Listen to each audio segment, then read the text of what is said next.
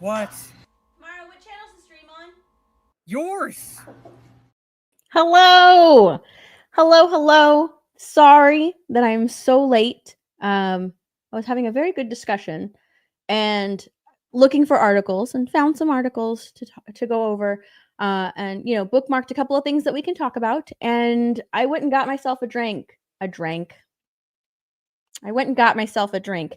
I wasn't sure whether or not I was going to do this stream tonight because me and Mara agreed we're going to skip this week because she's like watching some wrestling thing. I don't know what the wrestling thing is. But she's watching some wrestling thing. She told me what it was, and I don't remember what it is. What did she say it was? Oh my god, we share way too many reels with each other. I don't know what it's called. It's some wrestling event that's happening today. Oh, it's a pay-per-view. She just said wrestling pay-per-view event. Okay, whatever the wrestling pay-per-view event is. That is where she is tonight. Oops. That's what she's doing. So we were going to skip it, and then I was like, you know what? I want to talk about Superman. And I want to talk about Superman with no interruptions. I just want to put my thoughts out there. I will tell you, I made a Superman review video. And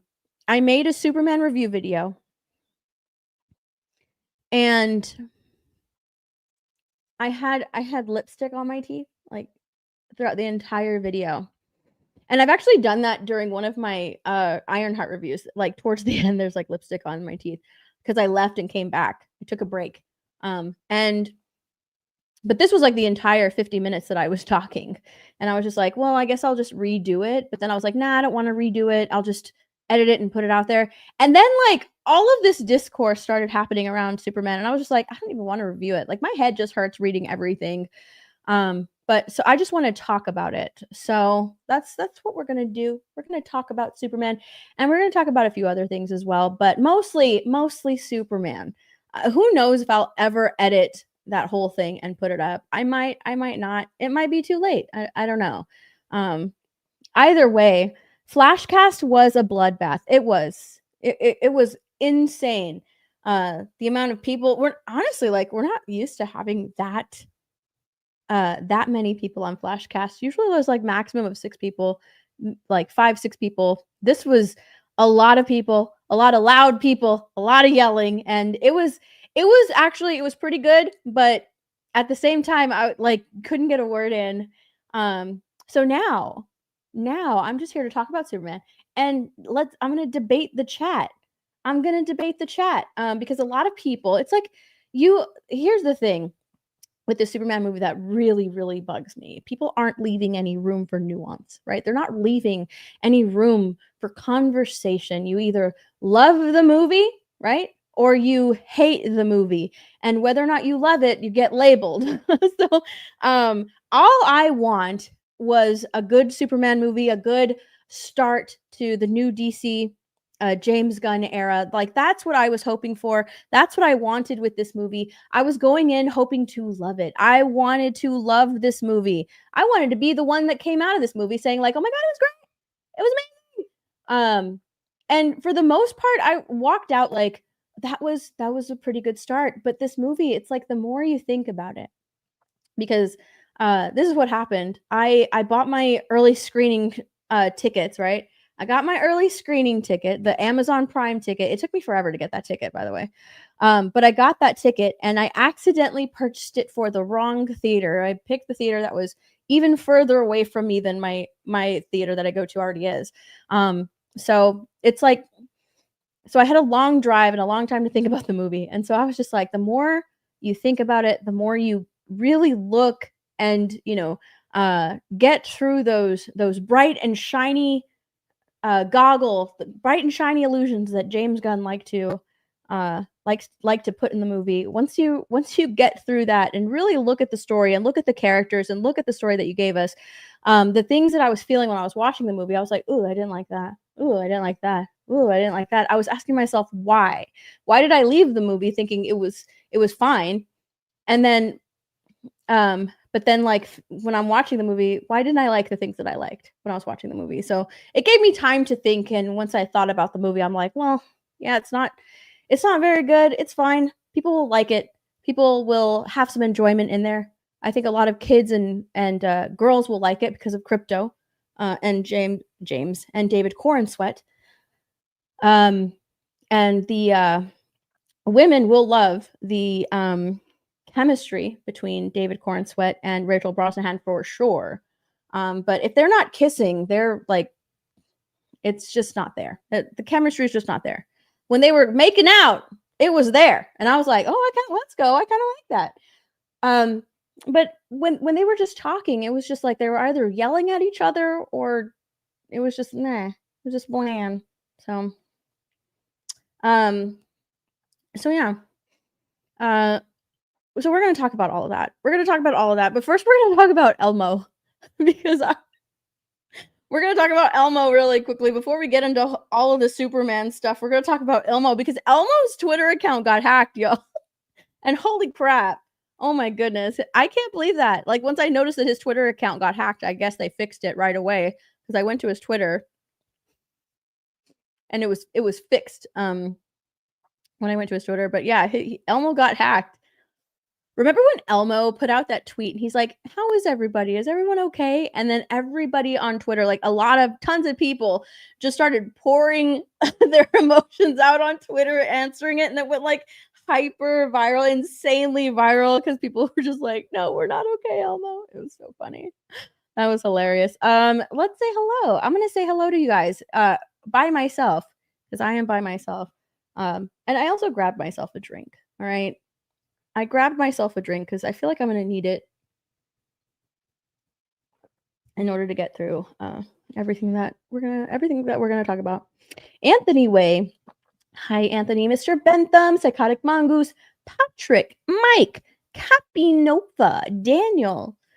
Who else? Oh my, I spelled almost. I said Almsot. Well, you guys knew what I meant. Tazrin.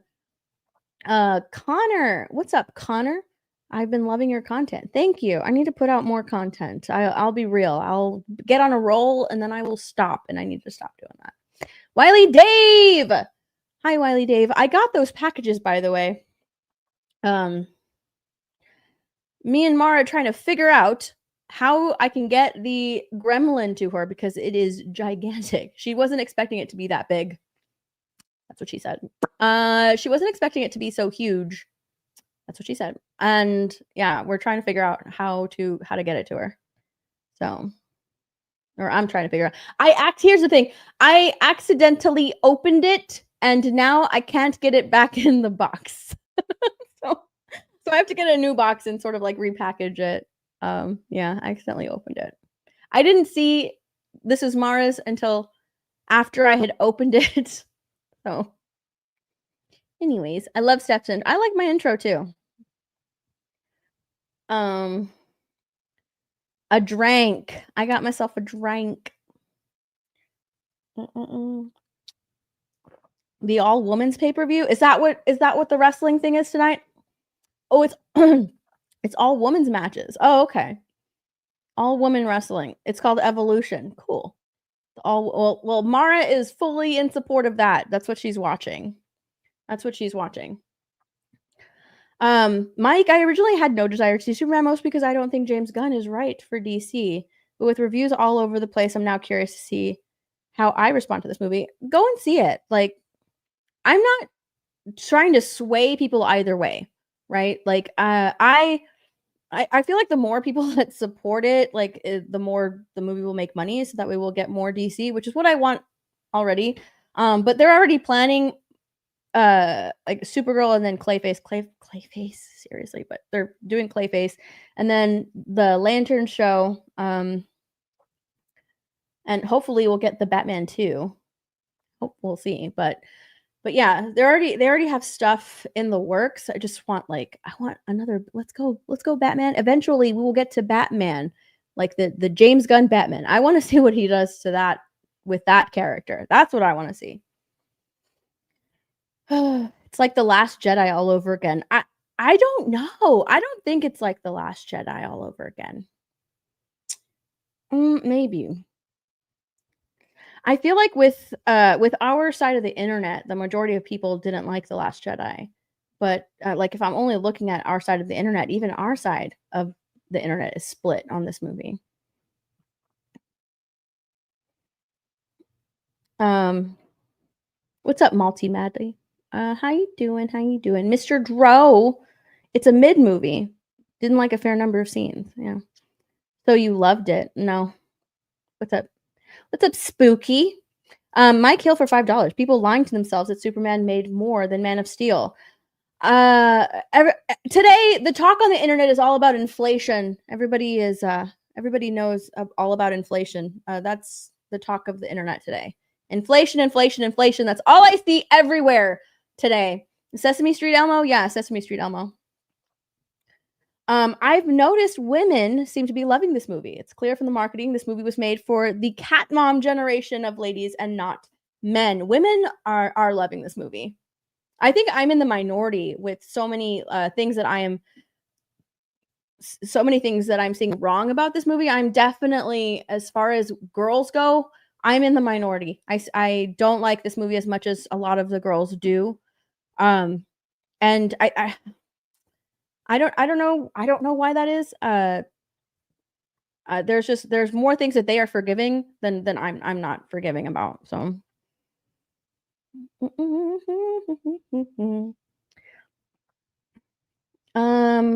R3, what's up? Hello. Drinking rum and Coca-Cola? I'm drinking whiskey and Coke. I made myself a whiskey Coke. It's delicious. It's really good. Disparoo. Hi, Dispy. Wispy Dispy? Is that what they call you? Or Dispy Wispy? I think I heard someone call you that. What's up, Rhino? Hi, good morning. How are you feeling today? We didn't drink that much last night, surprisingly, on Flashcast.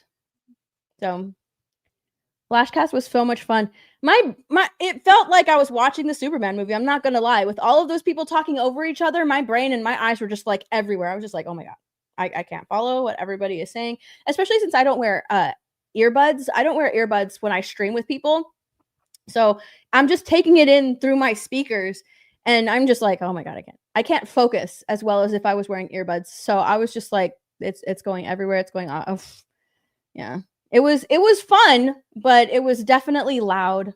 So my thoughts on Mario Kart World. I'm having a lot of fun with it. I think Knockout, I didn't think I would like Knockout as much as I do. And I actually thought I would like Free Roam more than, Knockout. And it ended up being the opposite. I actually get quite bored playing Free Roam. I thought I would like doing Free Roam a lot more because I like just chill, relaxing, not really having a thought in the world type of thing. But Free Roam ended up being incredibly repetitive with no payoff. I was hoping, and maybe they'll implement this later, but this is what I was hoping for with Free Roam, that you would be able to unlock a lot more things with Free Roam. Like, it would be really cool if you got a certain amount of Peach medallions or question blocks or something like that, and you got to like unlock a track or something like that, like a track, and you can only get like certain rewards, things like that, if you played Free Roam. And that would encourage more people to play Free Roam as well, because you get to unlock all of those things. I think the only thing that you can unlock, is mirror mode. But there's another way to unlock mirror mode. It doesn't have to happen in Free Roam. You can discover mirror mode during Free Roam, but you don't unlock it there. So yeah, I was hoping that you could do a lot more with Free Roam. And it's basically you just collect question blocks, Peach medallions, and you like earn stickers and stuff. So I was hoping there would be a lot more, but there's just not. I actually like Knockout. And I like I like playing with G&G. I feel bad saying this, but you know what? It's how I feel, okay? Playing with G&G, it's so much easier than playing with G&G and locals members, because I get knocked out so quickly playing with locals. Like I feel like y'all practice all week for Wednesday, and I don't have the time to practice all week. So I try to play when I can, but yeah, I don't know. And I don't like teams. I don't like Teams really highlights how bad I am at Mario Kart. But other than that, I like Knockout. The tracks are cool. I like all of the tracks on there. It's a lot of fun. But yeah, it's fine. It's fine. Isn't Clayface going to be some horror kind of movie? It's gonna be body horror, is what I just discovered. Body horror. Ooh. Which I can see Clayface 100% being a body horror genre type of film. But that's honestly like not my cup of tea. I've seen one body horror film and it freaked the hell out of me. So I don't see myself going and seeing this Clayface movie because it's just not a genre that I like at all. So it's because of the Grogu dog. Oh yeah, women. That's why. I hated Crypto. I'm just gonna throw it out there right here and now. I did not like Crypto. The idea. Oh, Dispy Wispy. Dispy Wispy is what X-Ray Girl named her summoned ghost of my dead character. Dispy Wispy. Okay. He's Disparoo. He's Disparoo. Aw, that's adorable. Disparoo is from a very old Fortnite game back in the day. What's up, Jaluk? How you doing? Mike Hill for $5. IGN rankings ranked David higher than Henry as the best Superman. Here's what I'm not going to do. All right, because this is what a lot of people have been doing. I am not going to compare this movie with Man of Steel. This is just not what I'm going to do. These are two very different movies made by two very different directors, and they have two very different Superman. We have year 3 Superman. This dude has been Superman for 3 years versus a literal day 1 Superman. And the fact that they're going head and head saying, comparing the movies, comparing Superman, I'm like, dude's been Superman for a day. And people are like, he caused way too much damage. He did this, he did that. I was like, okay, well, maybe we got Superman, Man of Steel 2. We could have gotten to see him as a more experienced Superman. And this one that we got in this movie is a more experienced Superman who's been doing it for 3 years. And even with this Superman that's been doing it for 3 years, people are saying, well, he needs to grow, allow for growth, give him room to grow. He's just growing as a superhero who's only been doing it for 3 years. Are the same people that are comparing him to Henry Cavill's day 1 Superman who's only been doing it for like maybe a day and not giving him any room to grow. So I'm not going to do that.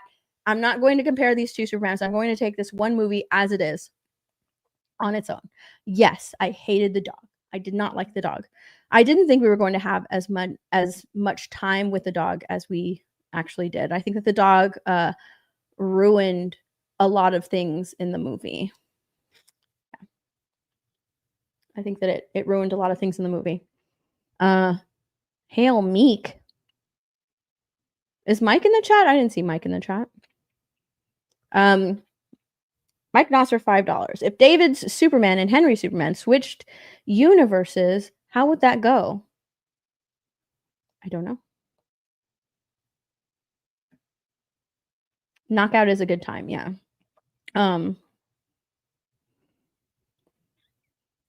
I like Drinker's review. I haven't seen Drinker's review. I actually haven't even seen Gary's review. I haven't watched a lot of reviews for this movie. The only one that I've watched is Jeremy Johns. He's the only review that I watched, and I didn't watch his spoiler review. I watched his initial non-spoiler review. And I think I watched it like I didn't even watch it when it came out. So, yeah. I haven't watched those reviews.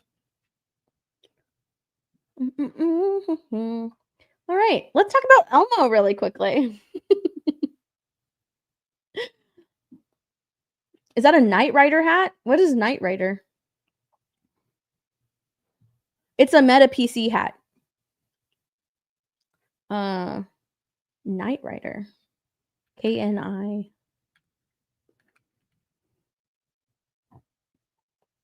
That's David Hasselhoff. No.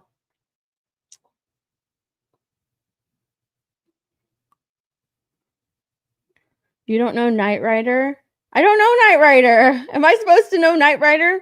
It's David Hasselhoff. I know who David Hasselhoff is. But no, I don't know Knight Rider. This is not Knight Rider. This is a Meta PC hat. Use code MyNerdyHome. I'm going to change that. Oh my god. I revoke her. What are you talking about? That when is this made? I don't know Knight Rider. September 9th. Yeah. I don't know Knight Rider. It's an 80s TV series. Okay, well. I don't know it. Why would this be Knight Rider? I don't even see like that symbol on here. Let me go to images. Is it because of the car? Like the light? Oh, this car talks. Doesn't this car talk or something like that?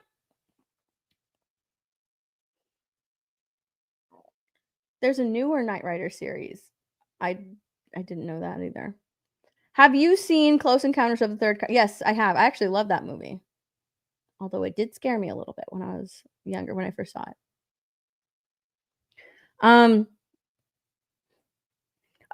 Oh my god, am I making it worse? Hi, Kada.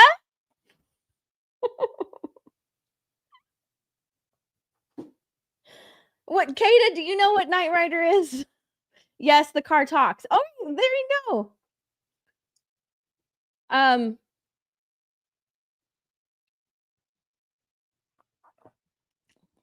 I don't know Knight Rider.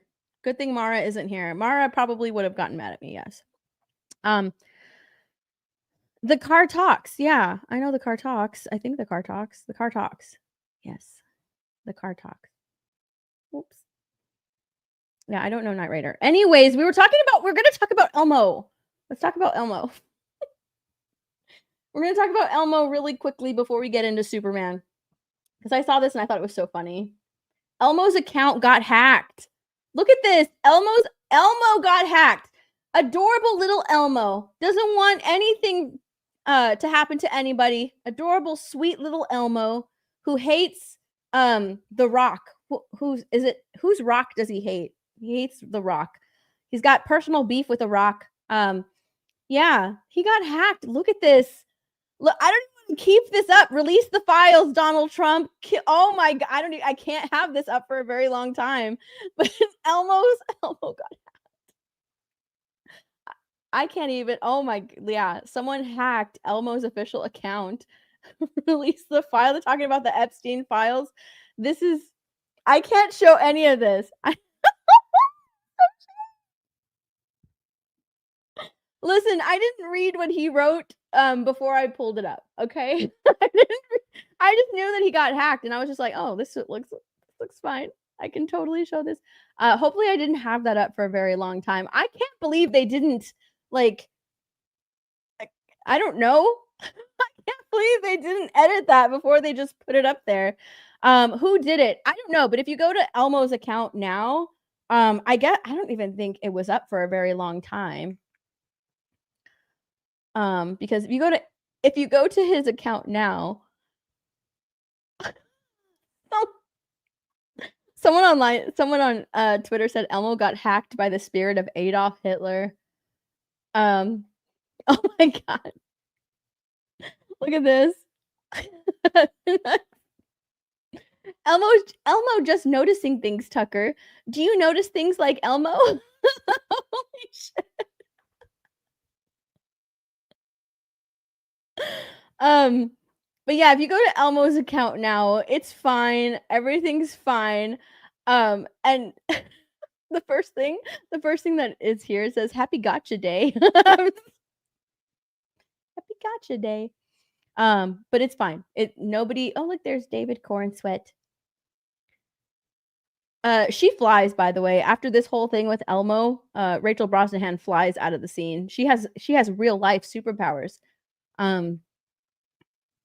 Happy Monday, everybody. Elmo will be right here cheering you on.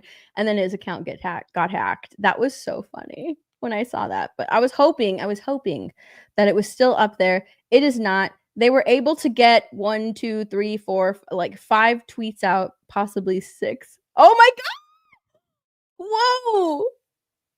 I can't show this. I can't show this.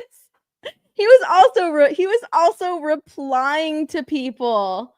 Oh my god. He was also replying to people. I can't show what he was replying because they didn't edit it out, but yeah, it's pretty bad. It is pretty bad. I can't believe you did that.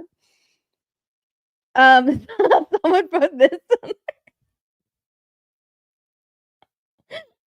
How bad is it? I can't show it. I can't show it. August 8th, after a 2-year-long rampage, Elmo was finally captured and brought before the UN tribunal to be tried for his war crimes. It is bad. It's really, really bad. Holy shit. The memes are so funny though. Hold on. Elmo preparing for his day to day. Dude. And behind the scenes look at Elmo's day. Oh my gosh. I'm scrolling so that way I don't show you anything bad. Look. I have to keep sharing and stop sharing because the stuff that he wrote and the things that he replied back to people, it's so bad. Joe, hold on. Elmo just saying that the numbers don't add up. And that doesn't even take into account the wooden doors, Joe. Maybe Elmo can believe a couple 100,000. But even then, he's on Joe Rogan.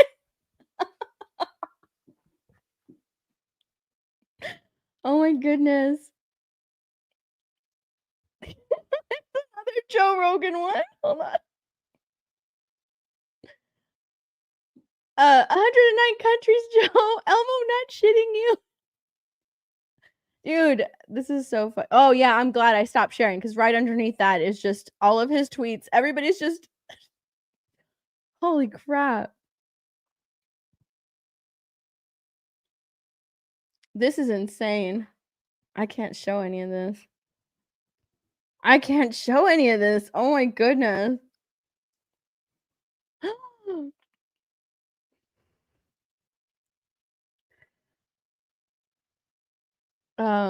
Yeah, I can't. I was gonna share that, but I can't. Someone said, Jesus, what did Superman tell Elmo? Because right after this was all of his like crazy shit that he started posting. Guys, Elmo's doing coke again. Oh, someone put Jesus, look. Here's the last thing that I'll show. Whoops, wrong thing. Here's the last thing that I'll show. I can't Elmo got hacked. That's crazy.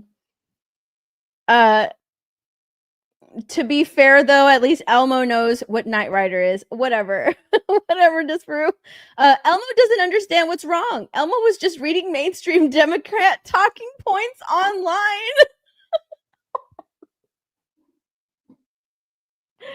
Oh my gosh. Yeah, if you go to Twitter and you look it up, it's everywhere. His tweets are everywhere right now. This is so fucking funny. This is so hilarious. I can't believe that happened. Oh my god, I'm so glad. Right below that, I just started scrolling down to look at the comments and it's all of his tweets.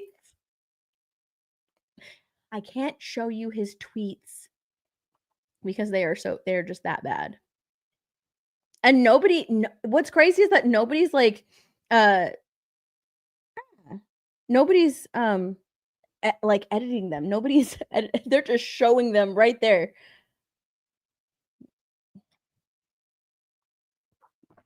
They're not censoring all like the words and stuff. They're just releasing everything that he said. That's crazy. Oh my gosh. Yeah, you can totally find them. Like they're everywhere right now. Just search Elmo on Twitter or on X. And you'll see it. You will see it. You'll see it. You'll see it. I can't believe that. Elmo for $25. Elmo made mistakes. Elmo is sorry and will continue to work on Elmo's blind spot. Thank you, Elmo. He just watched a Hassan stream. That's exactly what happened. That's what happened. Who's running YouTube again? I don't know. I have no idea. Honestly, do not know. Oh my goodness, I'm looking at them now. Yeah. They're so bad. Good lord. Yeah, sir, you will see all of them, even the replies. The replies were bad too.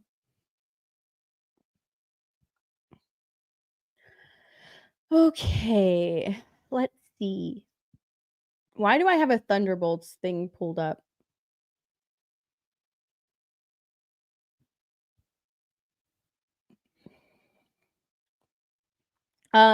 Let's talk about James Gunn. James Gunn. Well, let's talk about Superman first. One of the big things that I did not like about Superman is that Superman was not at 100%, and they made sure to tell you that throughout the entire movie. At not one point in the movie is he at his most powerful. I don't think even at the end is he his most powerful when he's like fighting what's his name? When he's fighting himself at the end. I don't even think even then he's at 100, or is he? Can someone tell me if he is? Can someone tell me if he is? Because at the beginning, his Gary tells him you're only at 87%. And he's like, whatever, that's fine. And so for the rest of the time, he is at 87% until he turns himself in and gets captured by Lex Luthor. And then in order to recharge him, it's not the power of the sun, it's just whatever Mephisto, I keep wanting to say Mephisto, Metamorpho, is able to make in that cell that he's in. You know, he's like, I can mimic the sun, but it's not actually the sun. So he's not even all the way at full power then either.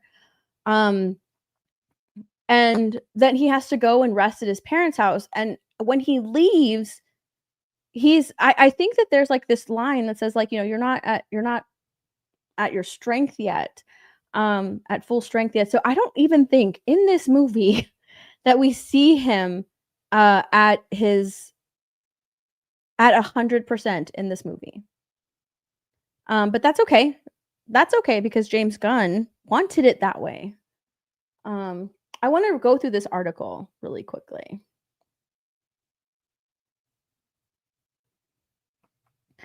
James Gunn shares why he resisted the urge to make his Superman all powerful. And this is his quote. It's from this interview right here. So there's probably more to it, but we're just going to go to this quote right here.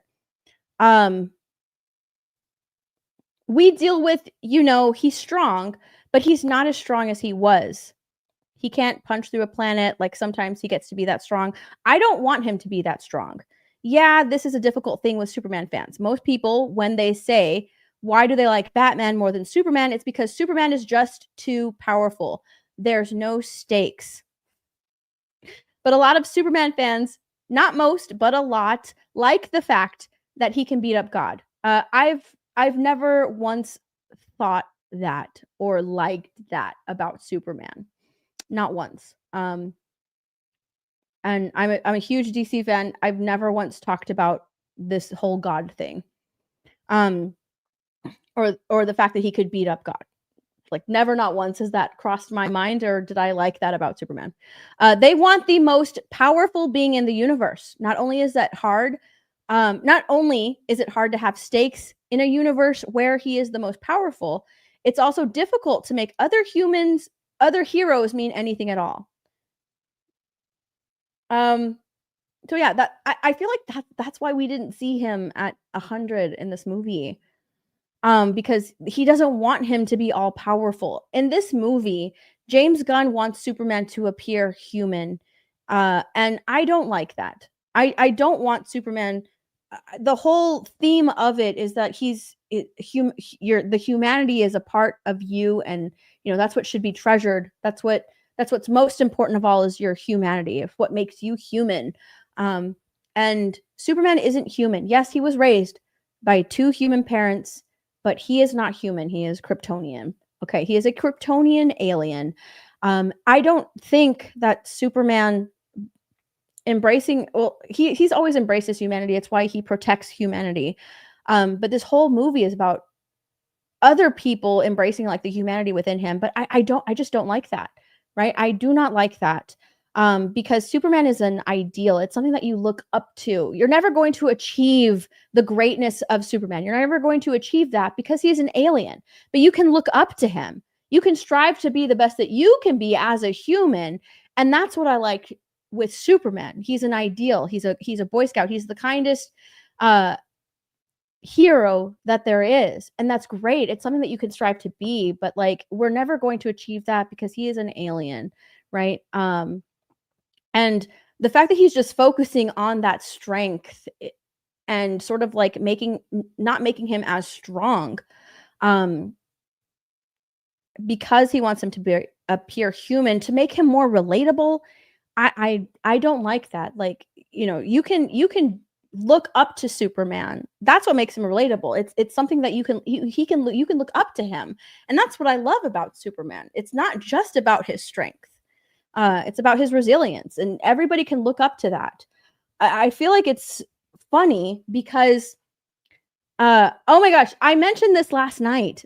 They made Captain Marvel, a Scarlet Witch, all powerful. It was okay. A lot of people had a lot of criticisms for Captain Marvel because she's just all powerful. It was just her knowing how powerful she was, but she was already all powerful. And people criticized that. Same thing with, Scarlet Witch. They criticized that, but they refused to do that. They're accepting that with Superman, and that's totally fine. And people just saying like, oh, he's just human. He's not human. He's embracing his humanity, but we as human beings are never going to be Superman. And that is okay. That is fine. You can look up to Superman as his ideal and what he represents, but you have to understand that you're never going to be Superman. So I don't like that they didn't make him powerful. The first trailer for the director Superman opened with David Cornsweet crumpled on the ground, requiring aid from Krypto. It's so funny because, like, I don't think I noticed a lot of this with Krypto, especially when Supergirl came in at the end, which was just the whole with Krypto. Whenever he would like bite Superman, it would hurt him. He would always say, "Ow, ow, ow, ow, Krypto, stop! Ow, Krypto, stop! Ow!" So he's hurting Superman. But when Supergirl comes in and Krypto does the same thing with her, she's just lying there on the ground laughing. It's funny to her. It doesn't hurt her as much as it hurts Superman. And that's another thing. Like, they make him the masculinity of Superman is gone. He's a Superman for a new generation, and that's fine. That's totally fine. There has to be a Superman for every generation, I suppose. So if they want this Superman to be for a new generation, the generations that are going to see this movie seem to love him, and that's totally cool. That is awesome. I love that they have a Superman that they can relate to. But I also understand that this is the new norm for Hollywood's new masculinity. Like that's what we're going to see. We're going to see a lot of men be in touch with their feelings. And if you go through this movie, you'll notice how vulnerable Clark is, how vulnerable Superman is. And if you notice, like, with his relationship with Lois, he's there making her dinner for their anniversary. He is the first one to say, "I love you," and she's the one that has an issue with it. He's the one who asks her, "What did you mean by that?" Right? He's the vulnerable one in the relationship. That is the new norm for this new Hollywood masculinity. These men are more in touch with their feelings, and that's fine. That's their goal. That's been their goal this whole entire time. They want men like this. They're viewing men through the lens of a woman. through what is it? Oh my God, why can't I think of the word I'm looking for? Feminism. For feminism. This has been feminism's goal this whole entire time, to make men weaker, to make women better than men. And in order to do that, we must make men weaker. We must make them a little bit more feminine. We have to make them more in touch with their feelings. And you know what? That's totally fine. I'm not going to knock that. If you want to be more in touch with your feelings, that is totally cool. But in a Superman movie, in a superhero movie, it just feels a little off. For every, I think, 1 or 2 women that cry in this movie, 5 men cry. And I'm not saying that is a bad thing. There's nuance to that. There's reasons why they are crying. But it's just interesting that more men in the Superman movie cry more men than women do. A lot of things don't affect the women around in this movie the way that they affect the men in this movie. I think that is one of the reasons why Mr. Terrific stands out in this movie, and why he is the standout character in this movie, and why more people came out of this movie loving Mr. Terrific and came out of the Superman movie with Mr. Terrific being their favorite character. I think that is the reason, because if you look at Mr. Terrific, he's doing his job. He is protecting people. He is incredibly stoic. He's not really, he's analytical. He is critical. He is going through this and doing his job. And that's what you want in a superhero, right? Like nothing is going to get in the way of him doing his work. When it's a funny scene, but it's an interesting scene, because when Lois starts talking to him about her relationship with Superman, he's just like, yeah, I don't do that, right? Like, he doesn't want that. None of that's noise that's going to get in the way of him doing his work, of him needing to focus on what he's focusing on. And she just continues on, and he just looks at her like, what did I tell you? You know what I mean? So, I don't know. I liked that character, and I think that's why a lot of people liked that character. Because out of all of the characters, him and Guy Gardner, I think I didn't like Guy Gardner as much as a lot of other people did. Maybe because Nathan Fillion is like hit or miss with me. I think that's why. But I didn't like him as much as a lot of people liked him. He was fine in the movie. It's probably because I couldn't get past the hair. Maybe that's why. I'm a woman, okay? I couldn't see past the hair. I couldn't take him seriously. But yeah, and I think that's also why that a lot of people in this movie, a lot of the Justice Gang, were talking down to Superman as well, and why they were disrespecting Superman so much in this movie. And someone, I can't remember who told me the other day, but someone was just like, well, what about Mr. Terrific? Mr. Terrific doesn't think that way about Superman. He actually went and helped him. And it's like, well, yes and no. He went and helped him because he was curious about the pocket dimension, and what pushed him even further, and he says it in the movie, is that he knows that it'll make Green Lantern mad. It'll upset Green Lantern. So he's going there, and if he finds Superman, he will save him. But he's more curious about the pocket dimension and upsetting Green Lantern. It's not because he respects Superman. He wants to help Lois. It's all of these other things. He wants to learn about the pocket dimension and see if it's an actual thing. That's why when he finds it, he's like, son of a bitch, it's real. What the fuck? They did do it. Like, that's why he was there. So yeah, and it is to bring Superman down a peg. It is to make you look at him differently. So I don't like that. And that's with a lot of the guys in this movie. And here's what I will say about the men crying in this movie. They did set up Superman, and the fact that he will and he wants to save as many people as he can. Every living thing, which is why he saves the dog, he saves the squirrel, all that stuff. He wants to make sure that everybody survives. He doesn't want people to die, right? That at the heart of him, he wants to save people. And that is amazing. I love that. That's great.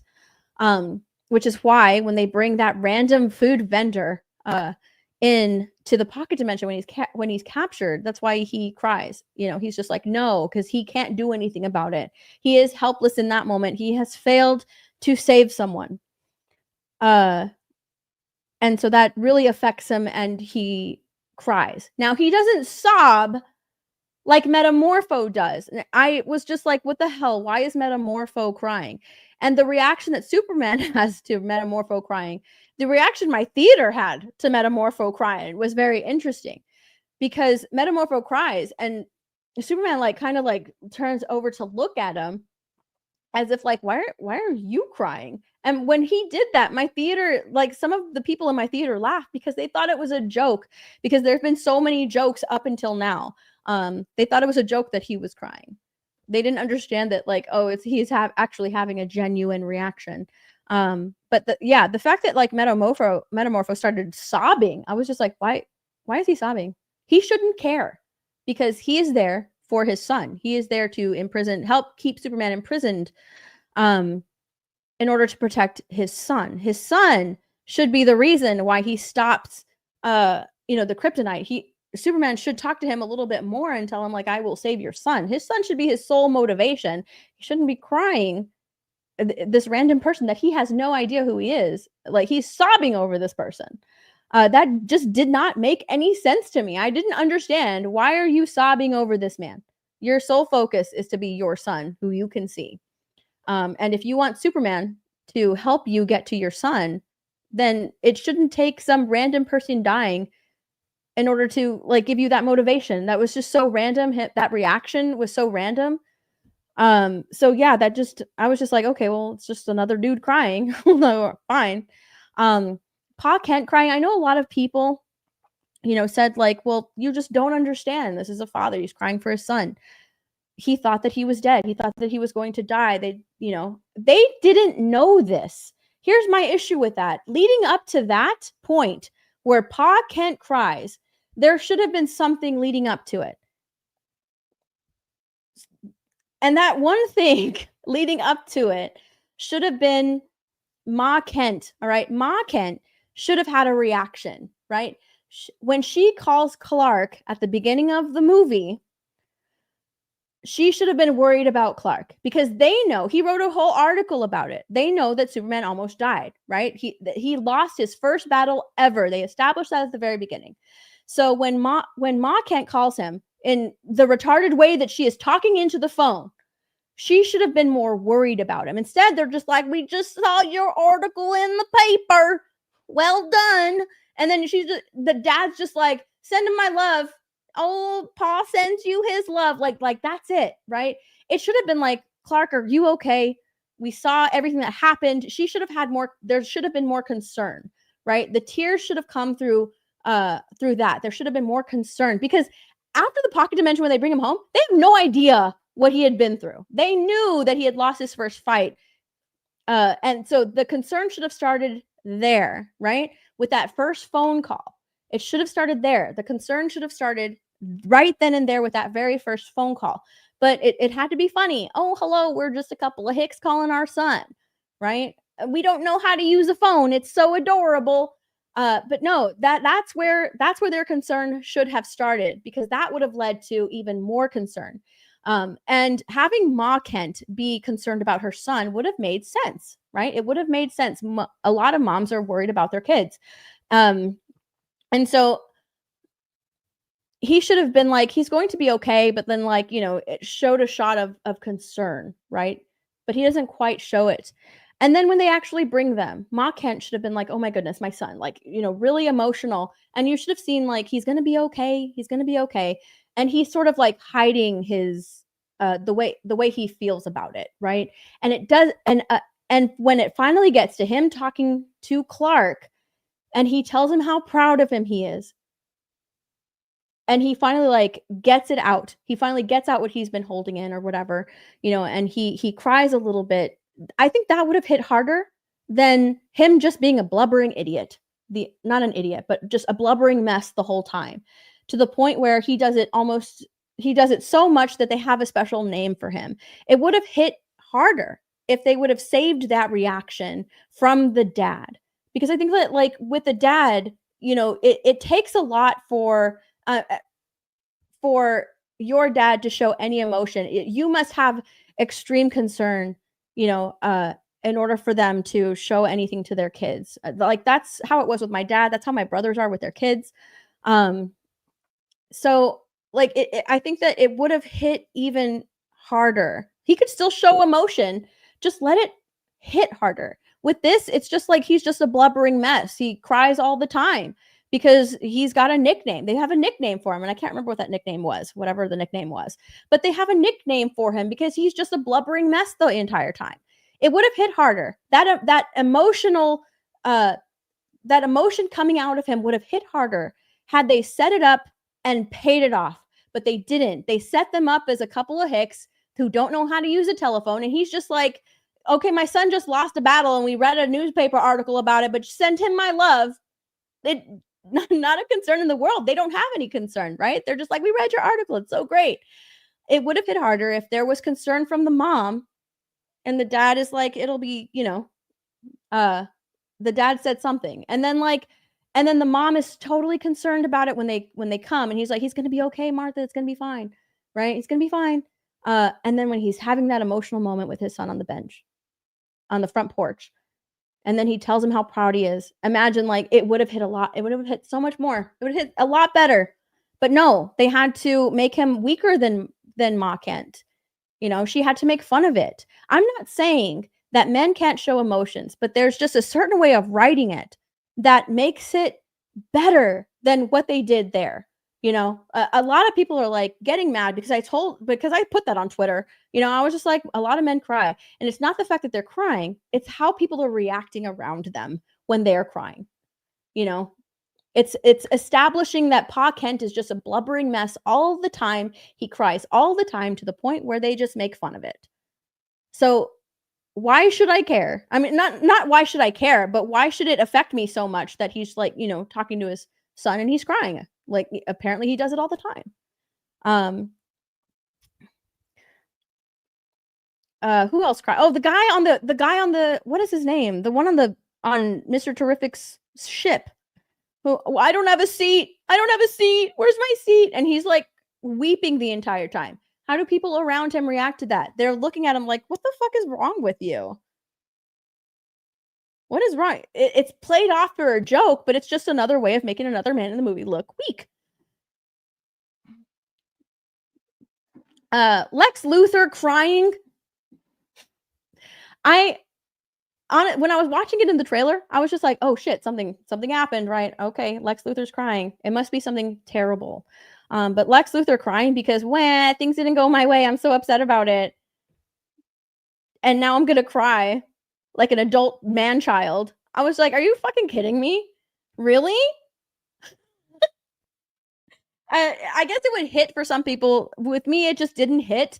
To be, that upset that you lost, and now you're crying because you lost in front of Superman, right? Because he's crying in front of Superman, and that's fine that Lex cries. And he cries. There are points in the comics where he cries as well, and that's totally fine. But this is his first real. He wants to kill Superman. It didn't go his way. And he cries, and whatever, he cries, okay, but he's doing it in front of Superman. This is the first time, right? They're having this face to face, and Superman is talking to him and telling him how human. That's what makes me human. I'm so human. And Lex is just there crying. That was dumb. Imagine if he's just standing there like with his chin up to Superman, because he looks down on Superman. He hates Superman with so much passion. That Superman isn't worth anything to him. Why would he cry over it? And he's crying because he didn't get his way. It's so dumb. It's so fucking dumb that they had Lex Luthor crying. I feel like at one point when they're right there in his face and he's watching it and he starts crying, that's it. Just let him maybe tear up a little bit, but notice I can't tear up. This is not the time. Right? You know what I mean? Get it together, Lex. What the fuck is going on? Who else fucking cries in this movie? Isn't there another person? There's another guy that cries. Who else cries? It was Lex, the plane guy. Superman. Isn't there one other person that cries? Who else cries in it? I don't remember who else cries. But yeah, for every one or two women that cry, 5 men cried in this movie. It really bugged the shit out of me. Really bugged the shit out of me. Does the dog cry? I don't know. I don't think so.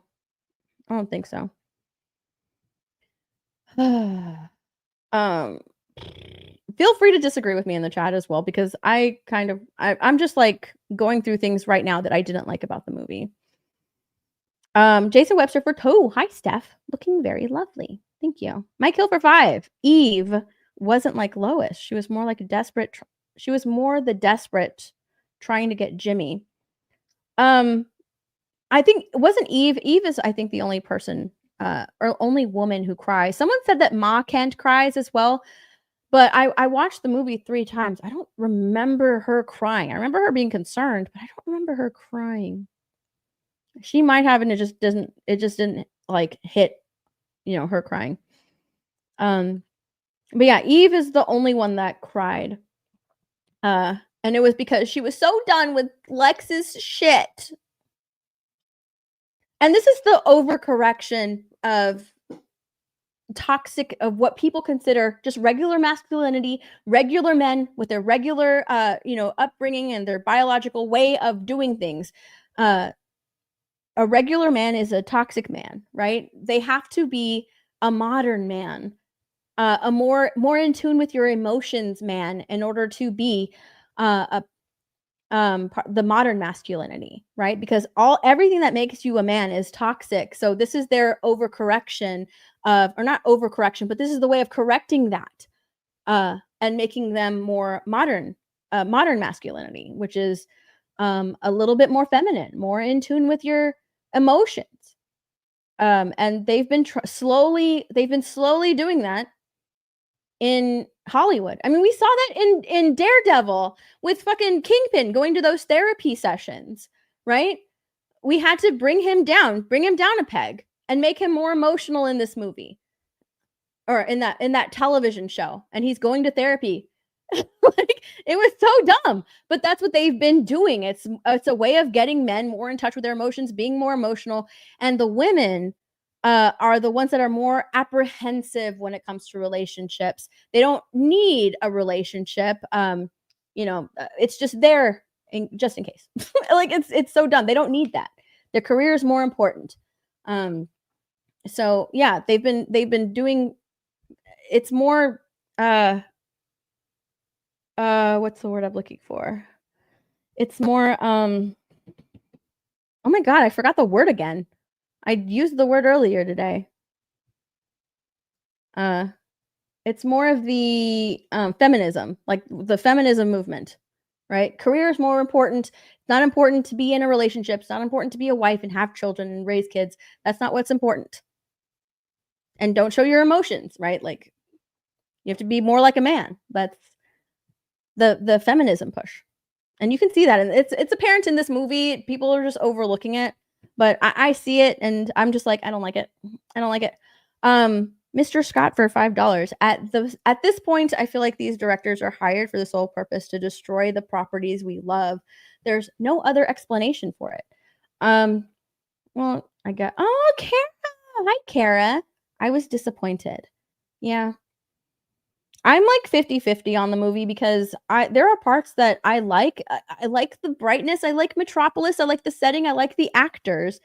There's just a lot of stuff that I'm just kind of like, I don't like that. And it's just things that people don't really care about. They want to go in, shut your brain off. That's Go in and shut your brain off movie. That is how I watch Jurassic Park movies. At this point, go in, shut your brain off. You'll have fun. Or how I go and watch Fast and Furious movies. Go in, shut your brain off. You'll have fun. And a lot of people are saying with the Superman movie, go in, shut your brain off. You'll have fun. But I don't know. I love DC so much. I love all of these characters so much that it's hard for me to go into these movies and shut my brain off just to have fun. Because this is supposed to be world building, and if we're building a more human, a more human and a more of a modern masculine Superman, I kind of have a problem with that, but whatever. So yeah, I'm just 50-50 on it.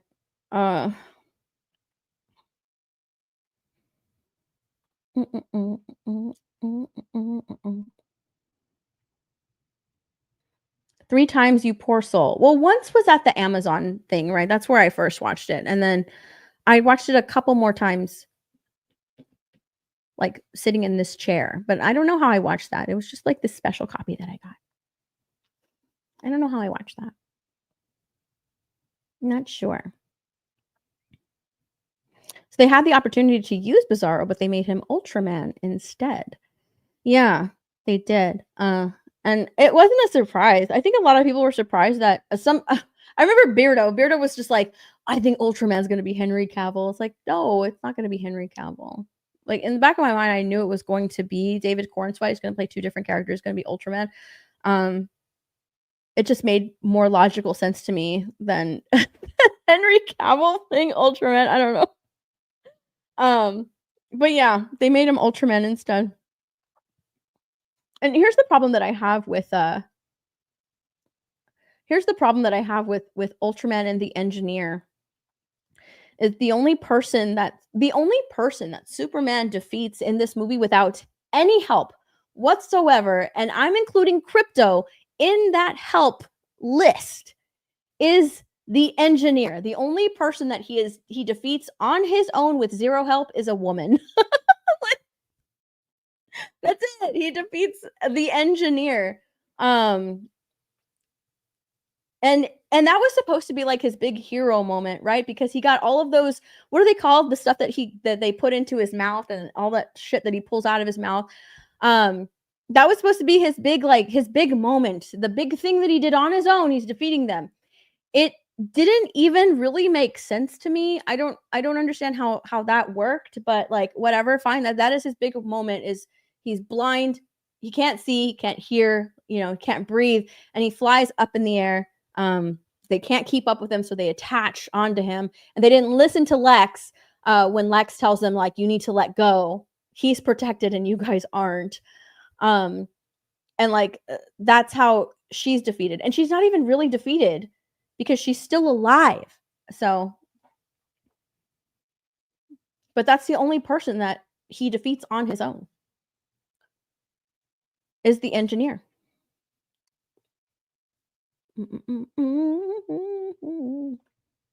Is it just me, or was Mr. Fantastic based on Robert Downey Jr.'s character in Tropic Thunder?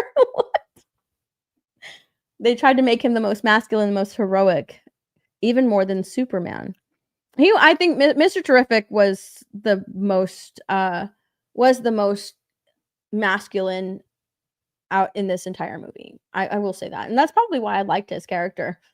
The actor, well, I didn't even know that he was the guy from X-Men until I saw it was just some random person who put the picture side by side, and I was like, no way, that's him.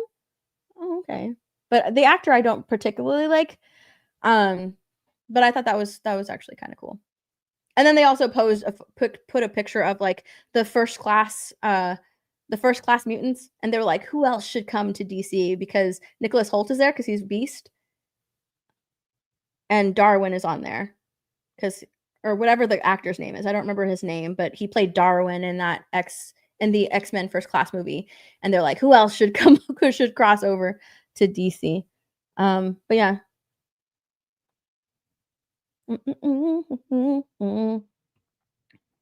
Most of the complaints I've heard from the Fellowship are minor nitpicks. I liked it. Overall, 7 out of 10. Great. I'm glad that you liked it. I have my thoughts on it, and it's just from the things that I wasn't really, didn't go in with like expectations. This is how I went into this movie. I hope it's great because I want more DC movies. I'm so tired of Marvel. I'm totally fed up with Marvel. I've had my fill of Marvel movies, and they're just getting, and TV shows, and they're just getting worse and worse and worse. I don't know what the overarching plot is anymore with these last two phases. Like it's so messy and convoluted over at Marvel that I don't even look forward to anything. I'm not looking forward to Fantastic Four, not looking forward to Doomsday. I'm not looking forward to anything with Marvel, right? But with DC, this was a fresh start, and I was just like, okay, let's go. I want more DC. I am a DC fan. Like, I've always loved DC more than Marvel growing up. I've read more DC.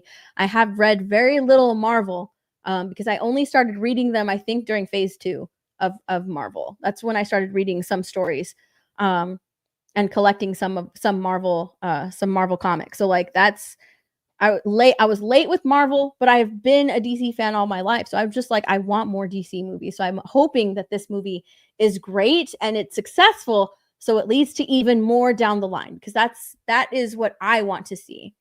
And so I went in there hoping that this is good, so it makes money, so we get more DC. So I didn't have any expectations going into this movie. The marketing for this movie and the trailers for this movie, I was just kind of like bland on. I was like, okay, I'm looking forward to Nicholas Hoult as Lex Luthor. Like, that was who I was going to see it, for. And I was just like, I'm hoping he's great as Lex Luthor. And for the most part, he is. I like his version better than the Man of Steel version for sure. So And I like Mr. Terrific. And this Mr. Terrific is so much better than the CW version of Mr. Terrific because that version was terrible. Do I want to be married and have kids? Absolutely. Yeah, for sure. Shouldn't you have shut your brain off and enjoyed the art? You know what? I maybe I should just watch it through that lens and probably maybe I'll enjoy it more if I did that. At least Pedro Pascal wasn't Ultraman. I wouldn't. Pedro Pascal is the new face of modern masculinity, if that says anything. So. Cavill's Superman is more powerful. I'm not comparing the two. Yeah, they did say that Mr. Terrific is getting his own TV show, so that's pretty cool. I would be looking forward to that. That'd be cool. Oh, it's going to be Jimmy Olsen as well? Are they going to be like together or is it separate TV shows? If there's a Jimmy Olsen TV show, like I don't want to see that. I don't want to see that. I get it, it's funny, like they turned Jimmy Olsen into a fuckboy who gets like all of these girls, but sure. If you want to make him more appealing than, you know, a more appealing character than he is, then cool, turn him into a ladies' man. But I wouldn't want to watch a show around that. I don't think that interests me. I don't think I'm the target demographic for that TV show. Maybe, I don't know. It just depends on what it is. Don't worry, you're getting a Supergirl movie next. Dude. Supergirl coming in drunk as fuck. What a great introduction to Supergirl. When I saw that, I was like, oh my god. And even drunk as a skunk. She's laughing and it's not painful for her when Crypto jumps all over her, you know, or when Crypto bites her. But it's painful when he does it to Superman and he's not drunk as a skunk. Interesting. Sergeant for $5. I feel like there are steps. In Superman 3, Hollywood executives have been screwing the fans over and over. They've turned superhero genre into crap. Yeah. I want a Green Arrow movie. Dude, that would be so dope. I want a Green Arrow movie. I would love for them to bring Steve Amell into it because he was a fantastic Green Arrow. And even he's said, like, I'm not done with the character. Like, he wants to do so much more with it. And I would love for them to bring him in. Because he was a great Green Arrow. Oh, he was so good. Until they made him a little bit soft with Felicity. Olicity. I gotta tell you, I was swept into the Olicity love. I can't help it, okay? I can't help it. I'm a girl. I didn't mind it. But and you know, I forgave it because it was on the CW. Like that's the only reason I forgave it. I was totally swept into Olicity. I would love a Green Arrow show. That would be great. Or a Green Arrow movie. Achilles for $5. Hey, Steph, I'm late. Out of 10, what would I rate James Gunn Superman? I think I rated it a 6 out of 10. And after rewatch, it hasn't gotten any better. It's actually gotten worse to me because there's more things that I have noticed. So I would give it a 5 out of 10. A 5 out of, it's gone, yeah, a 5 out of 10. Is that the only way to enjoy the movie? Apparently, yes. Turn your brain off, watch the movie, and you'll have fun with it. Isn't Cavill's Superman... Wait, Cavill Superman isn't gay. Yeah, that's the only way to enjoy it. I don't know. I'm not going to talk about Cavill Superman. Stephen Amell's a little guy. He walked past me and said hi at a con. I was surprised he was so small. He's not very tall. That's true. I have seen him at cons, and yeah, he's not very tall. I've seen him at cons. He's not very tall, but it doesn't matter. He played a great Arrow. He played a great Oliver Queen. Felicity was hot. Oh, speaking of hot women.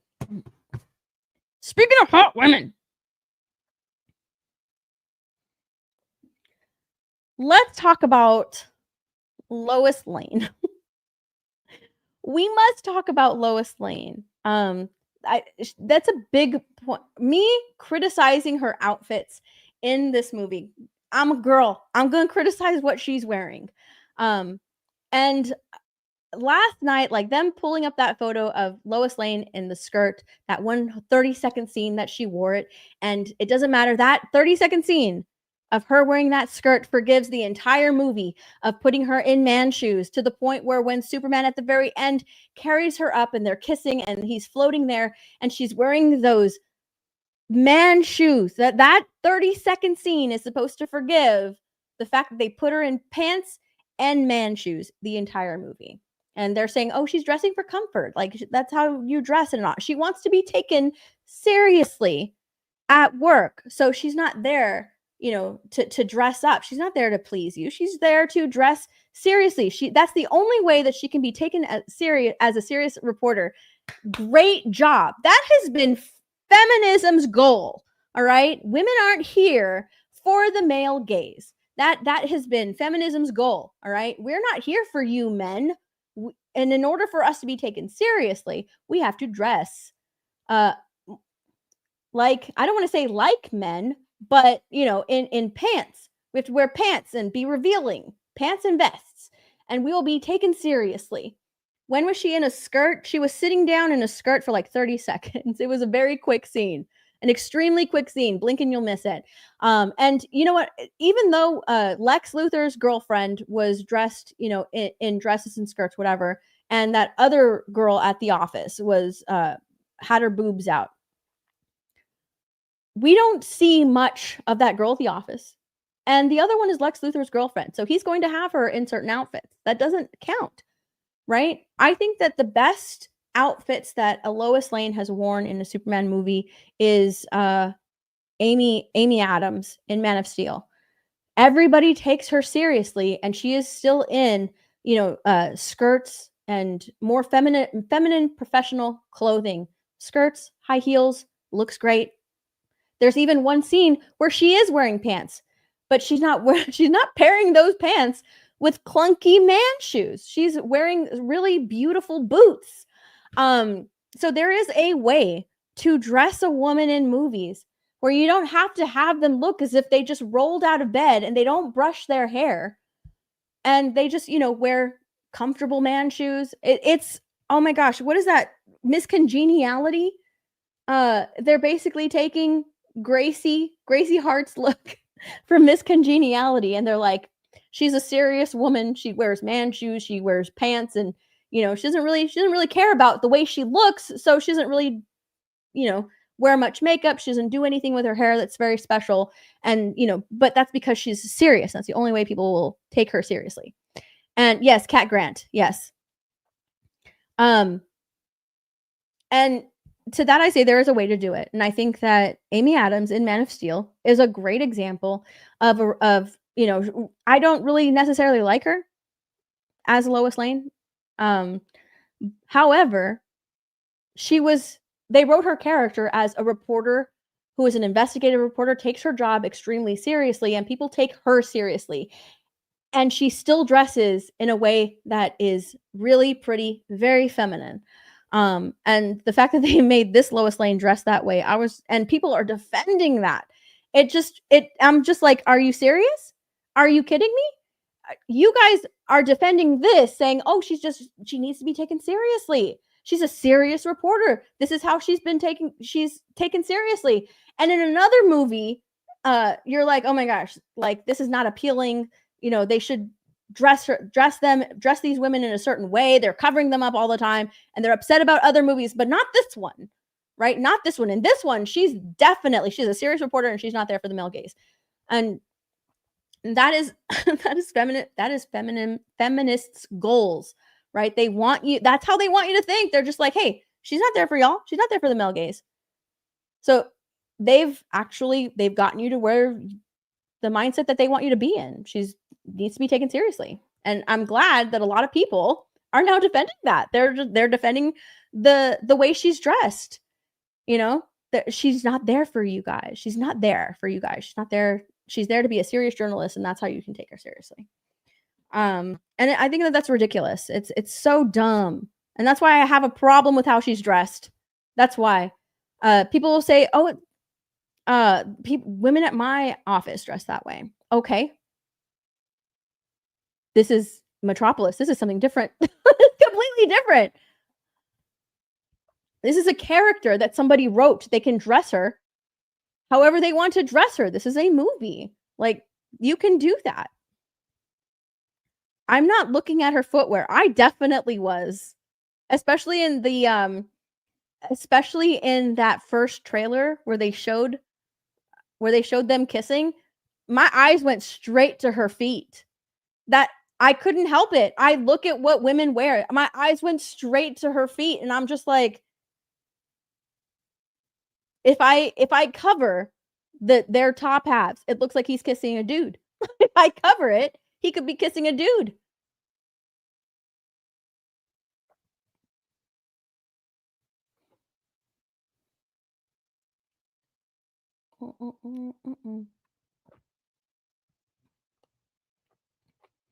But that's why that's why I have such a problem with how they dress Lois. I have such a problem with how they dress Lois. You know, she can do all of that stuff. Everything that she did, she can do all of that stuff, and just they could put her in pants, but I mean, just the way that they did it, it looked so bad. It looked so bad.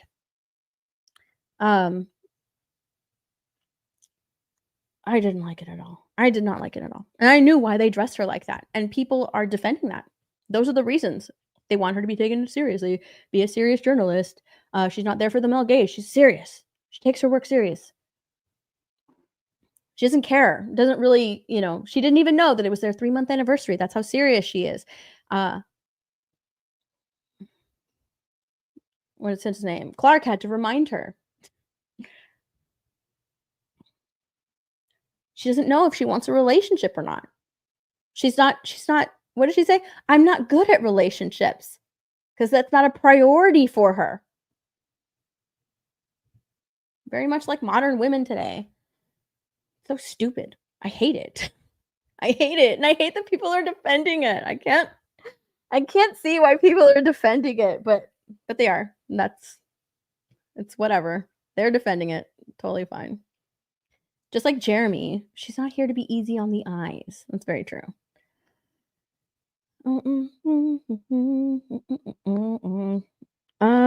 Biggles! Hi, Biggles! A member for 50 months. That's a long time. James Gunn sucks. I don't know. I don't think I've watched a lot of I've watched all of his Guardians movies. I like the first one the best. If I'm going to give this Superman movie, if I'm going to compare it to James Gunn's Guardians movies, I will say it's like Guardians 2. You either love it or you hate it. It's like Guardians 2. Yeah, I've seen all 3 Guardians movies. I think I like them in order of release, if I'm going to rate them. I did not like the Suicide Squad. A lot of people loved the Suicide Squad movie. I didn't like it. There were some parts that I liked, some parts that I was just like, ugh, hated. Mr. Bentham Farteau, she's not there to be easy on the eyes for you. Yeah. Mara loves that movie. Does she really? Dude, I wanted Mara here to talk about Superman. Like, why isn't she here? Why is she watching lesbian wrestling? Okay, never mind. I know why she's watching. I can see why she's watching lesbian wrestling. Why aren't you guys watching lesbian wrestling? I'm just kidding. Lois would dress feminine because she would get more leeway and more info as an investigative journalist. Wait a second, Disparu. What are you talking about? No, she's a serious journalist. She's not going to use her body to get ahead. And it would be very, very wrong for films to show that. I'm just kidding. She should have oh, that purple suit like in the animated show.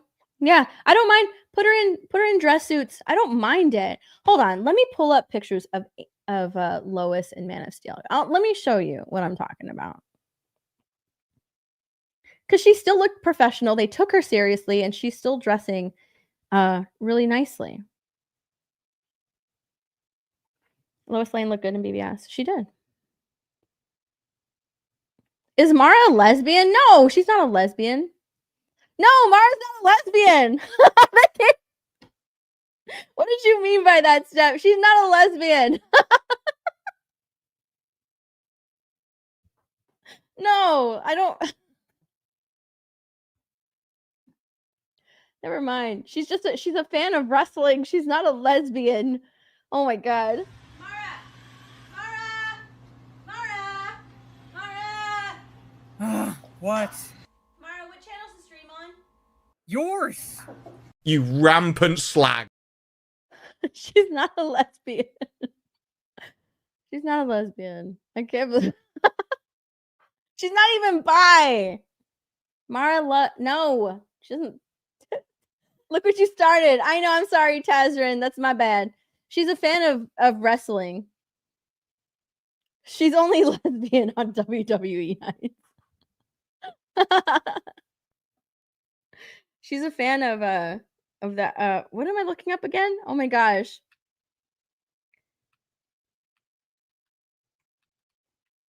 I totally messed up. Okay, hold on. Images. Let's go to images.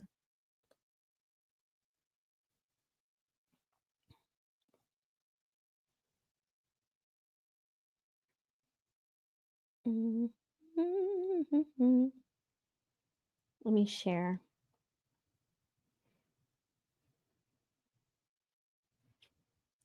Images. Look, she looks beautiful. She's got her hair up, right? And here she's wearing a skirt. She's wearing this. It's pretty. Her heels are pretty, and people still take her seriously. In this one, she's wearing a dress as well. People still take her seriously, and it looks beautiful. This is where she's wearing pants, okay? But if you look at her shoes, they're not gross man boots. They're still heels, and she's still, getting shit done. There's actually like a picture of her showing her how tall those boots are. They're freaking insane how tall they are. In this one, she's wearing a skirt, but look at those beautiful boots. Like, it can be appealing. It can be appealing, and it can be professional and still look very pretty. I think this is the only outfit where she really gets the cleavage out, and it's still a really pretty outfit. What channel is lesbian wrestling on? It's on pay-per-view. It's a pay-per-view special. She is neither. She is neither lesbian nor bi. She's going to be so mad at me. Don't tell her what I said. She's going to be so mad at me. So you're telling me yes, there is a chance.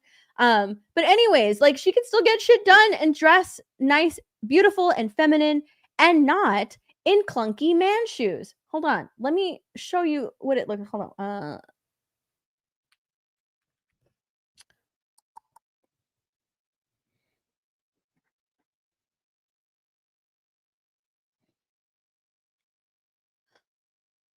This looks horrible.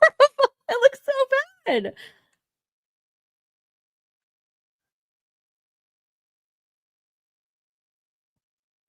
Come on. You can't tell me that looks. Cover up. Like, hold on.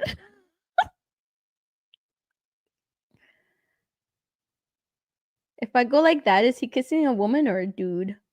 Like, they look so bad. I don't like her shoes.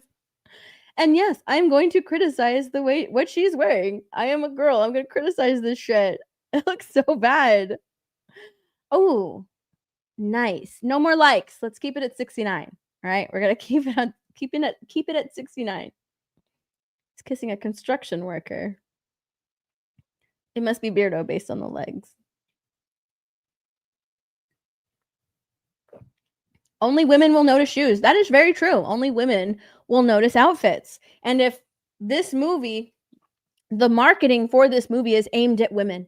So if you want to get women into the theater to watch this, let's dress her a bit differently, please. Because women will notice this. This is one of the first things that I noticed when I watched the trailer. Was this. This is one of the first things that I noticed. And you know what?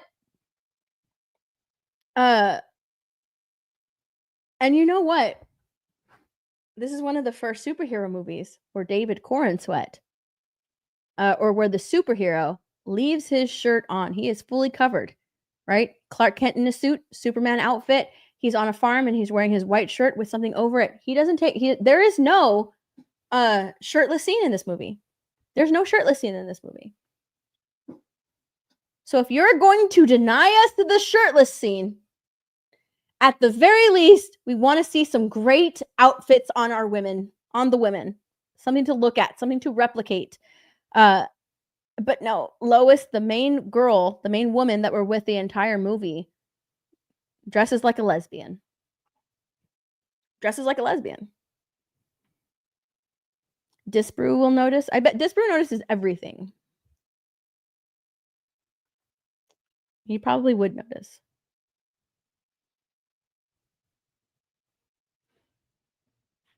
Modern superhero movies, like Marvel. Marvel has the shirtless scene. Modern superhero movies. Even in DC, they had the shirtless scenes in their superhero movies. Or not DC. Like the Snyder movies. That DCEU had shirtless scenes with their superheroes. So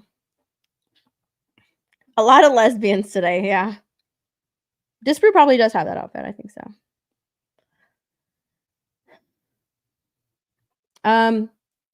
What the tone of this, the speed of this movie, like the not the tone.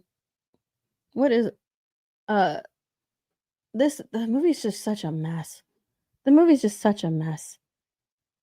There's no time to breathe in this movie. And the pacing is so fast. It is definitely 100%. That's why people say turn your brain off and you'll have fun, because the pacing of this movie is so fast, because it's made for that audience that can't sit still for shit. It's made for that TikTok audience. It is a superhero for the modern age, 100%. And that's why it moves so quickly, where you have no time to settle with and to really think about scenes that are happening. And that's why it moves so quickly, because James Gunn doesn't trust the audience to have the attention span in order to sit with the scene for a certain amount of time. That is why there's a scene where Lois is talking to Clark, and he's telling her about, his parents, and then he's going to turn himself in, all of that stuff. And all the while, while that scene is happening, in the background, you have the Justice Gang doing something, and it's played for a joke. You have Green Lantern bonking that creature on the head, and it's funny, but it doesn't need to be there. You know what I mean? It does not need to be there.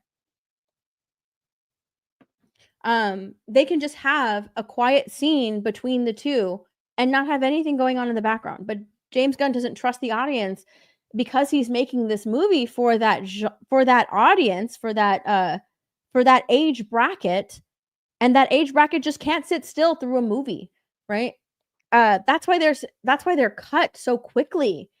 Like, no scene sits very well. It's cut so quick.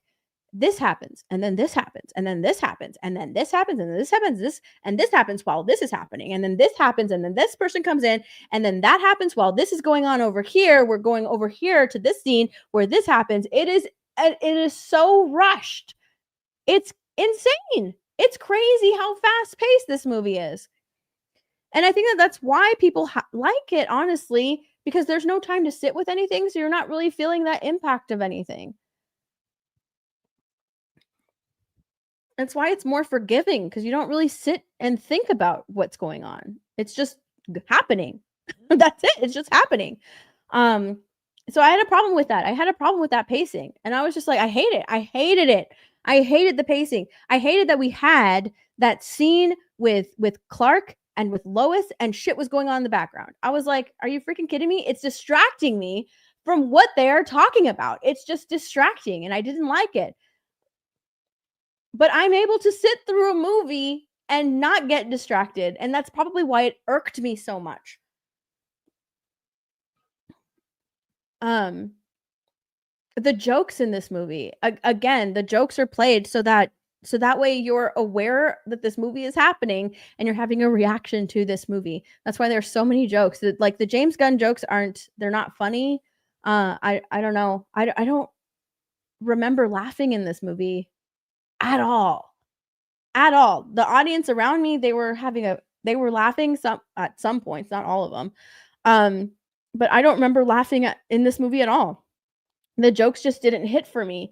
And the jokes were meant to be there to keep your attention, because audience retention in the people that are this movie is marketed to, they don't have that. They don't have the attention span. So we have to put those jokes in there to keep them invested, to keep them active, to make them participate in this movie. And the jokes are in there, you know, those silly jokes are in there to make them laugh, and then something else happens. Yeah, it's dumb. I didn't like all of the jokes. What's that? What's that? Where are the futas in this movie? What's a futa? Hold on. Oh, wait. Isn't that the thing that I looked up earlier? Or that I already forgot it. Hold on. Federal Unemployment Tax Act? No, I think I have to do an Urban Dictionary search. Hold on. I don't know what that is. Steph, no. Don't look it up. Phil is telling me that I have to look it up. Don't look it up. Don't look it up. Don't look it up. Everybody don't look it up.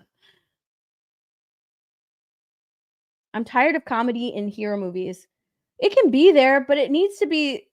But you also have to take the movie seriously.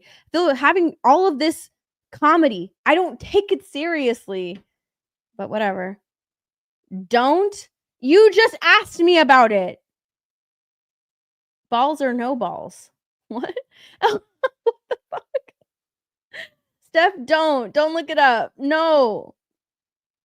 That's a safe answer. Oh, okay. Federal unemployment tax thing? No, stop. Hold on. Futa Urban Dictionary. Usually I just search images, but after the last time that I did it, I don't trust it.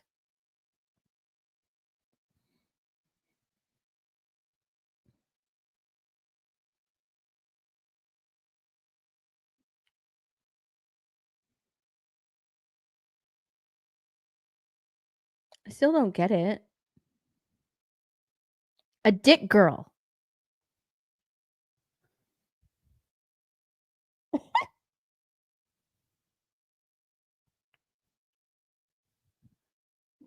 Wait, is that it? There's a bunch of different ones. It says, "Hey babe, you're walking a little funny. Did you get Futa?" I don't get it. I don't get it. Phil. You rampant slag. I don't get it. You rampant slag. Phil is here to corrupt You me. rampant slag. I don't understand it. Don't send me pictures. Yellow Flash compared it to Deadpool and Wolverine. That is what I think I was talking to Jeremy after this movie.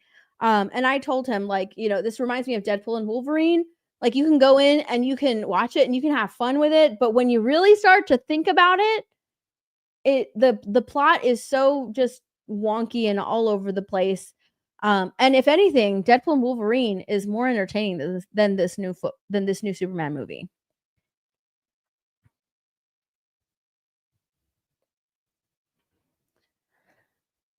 Don't send me pics. Don't send me pics. I don't understand it. Like, there's two different. There's a bunch of definitions for it. I don't know which one you're talking about. I'm not going to answer your question, Philip. I'm not going to answer your question. I need a drink.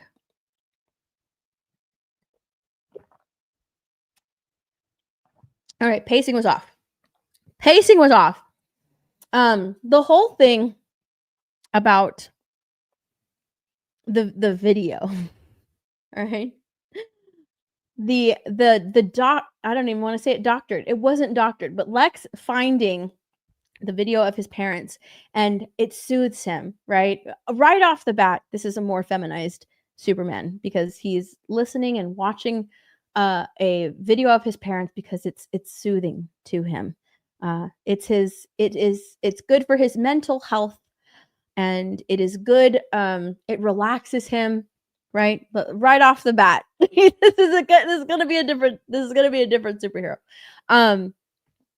So right off the bat, like that, the video that Lex finds of his parents and saying that of Jor-El saying that, like, oh, he wants to, you're sent to Earth, rule over the Earth, have, spread your genes, get a harem, all of that stuff was the worst thing that I saw. It is character assassination of Jor-El. But you know what? A lot of people are just like, oh, it's going to be retcon. Don't worry, it's going to be retcon. I don't give a fuck. It was in this movie. Plenty of time at the end of the movie to retcon it. Or not to retcon it, but to say it was fake. And the fact that even in the movie, they doubled down with Lex saying, like, oh, I was trying to, find something, and this was just so convenient. It was there. It was just there. Great. It's real. It's a real message. And everybody's saying it might be retconned, or what about this? Giving different reasons as to why this could possibly be fake or doctored by Lex Luthor is such fucking bullshit. Right? It's bullshit. It is a message. It was there. Whether or not it's fake, it doesn't make a difference. All right. It is real within the scope of this film. It is real. And I feel like, and I said this last night, that there's a reason that they did this to Jor-El's character, right? Because everything that Jor-El tells Superman, the things that he's living up to, the things that his beliefs, it's coming from his father, his masculine father, Jor-El. And Jor-El pretty much is Superman's guiding light. It's his belief system, all of that, right? He does that. It's instilled in him. Watching this video of his parents soothes him, right? It's everything that he has learned, he believes in, it's what he wants to do, and he's doing it for his parents, which is fine. It's a good way to be. But we have to do this character assassination in order to make Superman more human, right? And he even gives that whole big speech to Lex. That's what makes me human. I'm human. It's to humanize him. But not only that, but it's also to make him no longer look up to his father, Jor-El, but now he's switched it. Because at the end of the movie, they're like, oh, do you want to see videos of your parents? It soothes you. So now his guiding light is no longer the thing that soothes him is no longer, his masculine father. Now it's his blubbering father. Now it's his blubbering father, his weaker father, his father that cries all the time. That's what soothes him now. And you know what? That's fine. Your parents you should look up to your parents. Your parents should be your guiding star, right? They're the people that raised you. You should look up to them. But I think that's why that this was done by James Gunn. It's because Jor-El is just like Superman. I mean, he is portrayed, if he is very masculine. He is a father, or not a father, but he is a leader. He is very masculine. And that's not what we want. Anything masculine, anything regular masculinity, all of that stuff is toxic now. Let's have him look up to the modern masculinity version of that I've created of Superman's father. And that is this blubbering father. This man that cries at the drop of a hat, dad. And that's who he looks up to. That's what soothes him. And that's totally fine. But I think that personally, that's the way I looked at it. I was like, oh, okay. So you don't like the person that sues him now, the person that he, uses as his therapy during his therapy session, is his earth father, his weaker father, his human father. So I don't know. That's my reasoning behind it. I am probably totally wrong. This is just me looking into it and seeing this. This is what I see. Now he is looking up to the weaker of the two fathers, his human father. And I like the reason that I came to that conclusion is because and the reason I think that he is the weaker of the two is because of how the people around him react. Like it's not like they treat him him tearing up for his son is enduring. And it so rarely happens that, oh my goodness, he's having this emotional reaction to his father or to his son. No, it's that he is a big old mush. He has the nickname Mush. We call him Mush because don't worry about it. He's a big old mush. Cries at the drop of his hat. He's a mush. So now Clark is looking up to his weaker father. And I do not like that. I don't like that.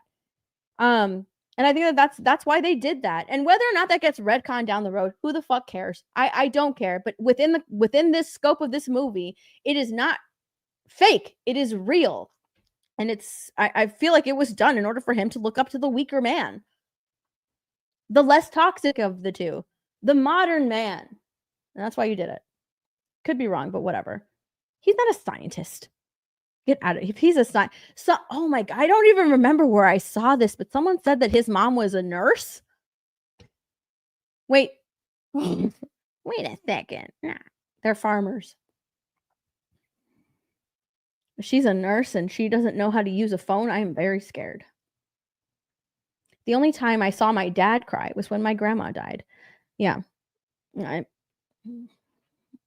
what I'm saying. I think it would have hit a lot harder, him crying, if he didn't do it all the time. If they didn't make it out to seem as if he does it all the time. He's a big old mush. Cries all the time. If it was a very rare moment where even Ma Kent was surprised that he, told Clark how proud he was of him, and then he shed a tear or he cried for his son, and it was made out to be like, wow.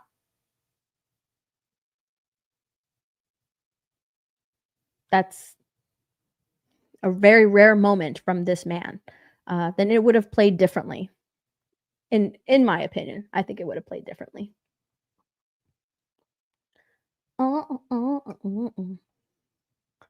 Superman is jacked, respected flying. Superman is a jacked, respected flying super alien. He wouldn't need to be told or have a harem. They would spontaneously line up around the block when he was in town. You're not wrong. You're not wrong.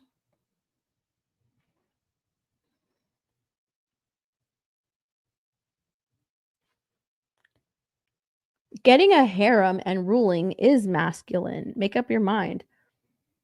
I never said anything about that. I thought that was kind of dumb that they put that in there.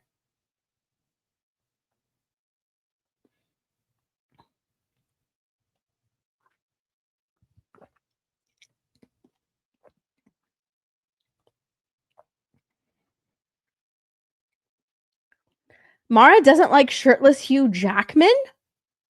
Is that real? It's for real? I'm texting her. I'm going to ask her. That's not real. Do you like shirtless Hugh Jackman? I put Jacko-Man. Jackman. Why did it make his last name 2 words? It put Jackman. Hopefully she saw it. Oh, it says seen just now. Let's see.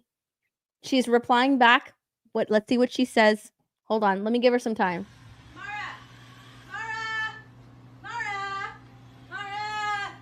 Mara! What? Mara, what channel's the stream on? Yours. I'm about to do this. This is oh my God, I forgot I had this clip. This is all of the men in the Superman. He cries just like me, for real, for reals. They're relatable. They have feelings. Oh my God, she's making fun of the stupid spelled correct Jackman. You mean Jackman? God damn it. Yes. Bitch. Bitch.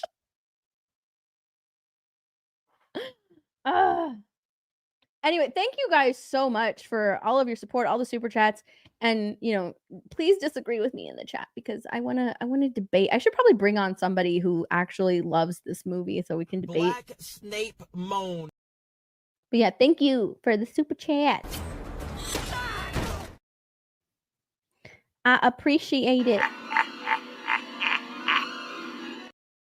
Okay, Energy. She says, I'm not opposed. So she does like, she's not opposed to a shirtless Hugh Jackman. All right. So if she says she doesn't like it, she does. She does. She likes it.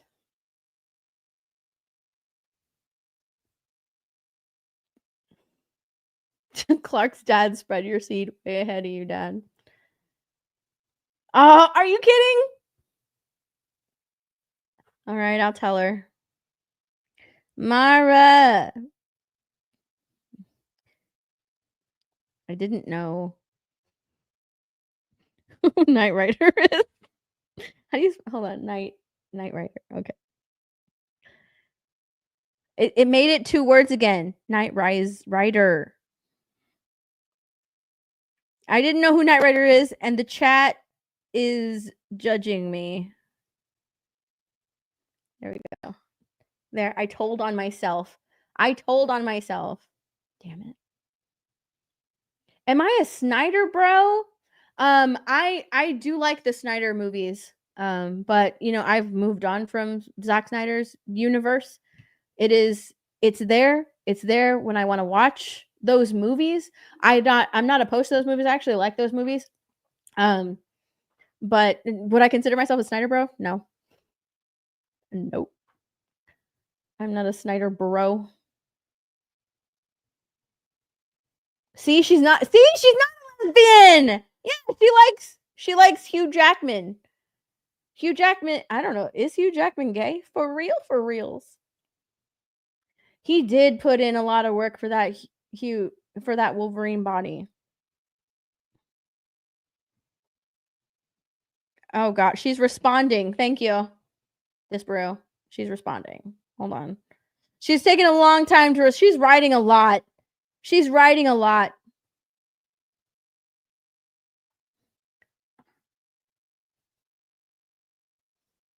Okay, it's not that bad. It's not bad. She loves me. You rampant slag.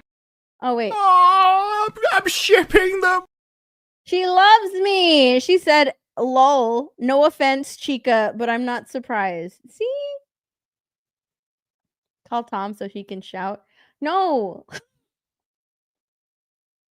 No, I'll be on Toxic Femininity tomorrow and Tom will be there. So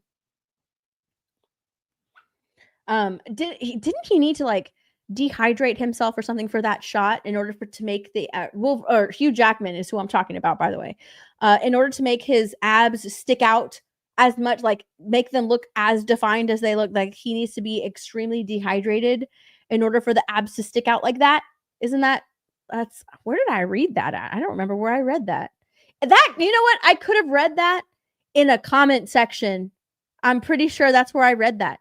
In a comment section of a video, because I actually made a video on Instagram.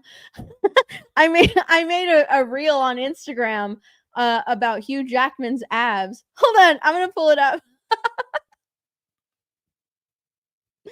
Wait. Hold on, where is it? I make stupid reels on Instagram. Hugh Jackman. I think I made like 2. Not of his abs, but just when that movie was coming out. Where is it at? Oh my god, I made like 3. Oh, here it is. Here, oh, I made like 4 or 5. I made 6. I made 6 reels about Deadpool Wolverine. Here, let me show you. Look.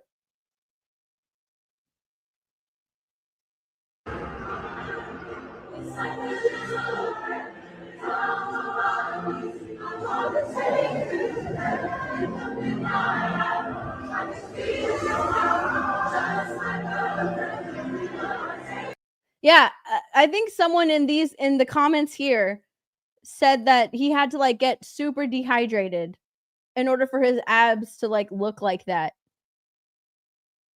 I think that's where I read it.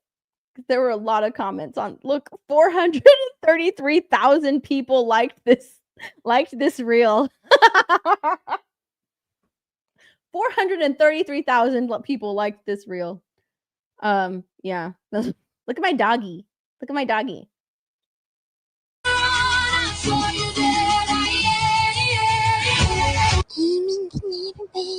It's my doggy. All right, let me stop sharing that. It's so dumb. I'm dumb.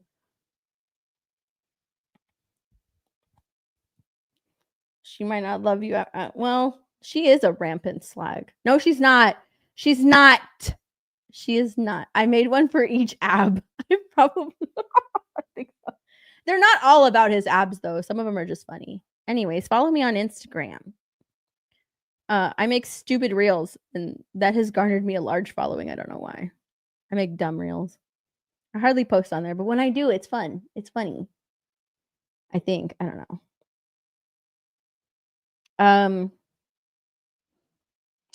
I saw videos of people deep diving into the whole immigrant refugee thing.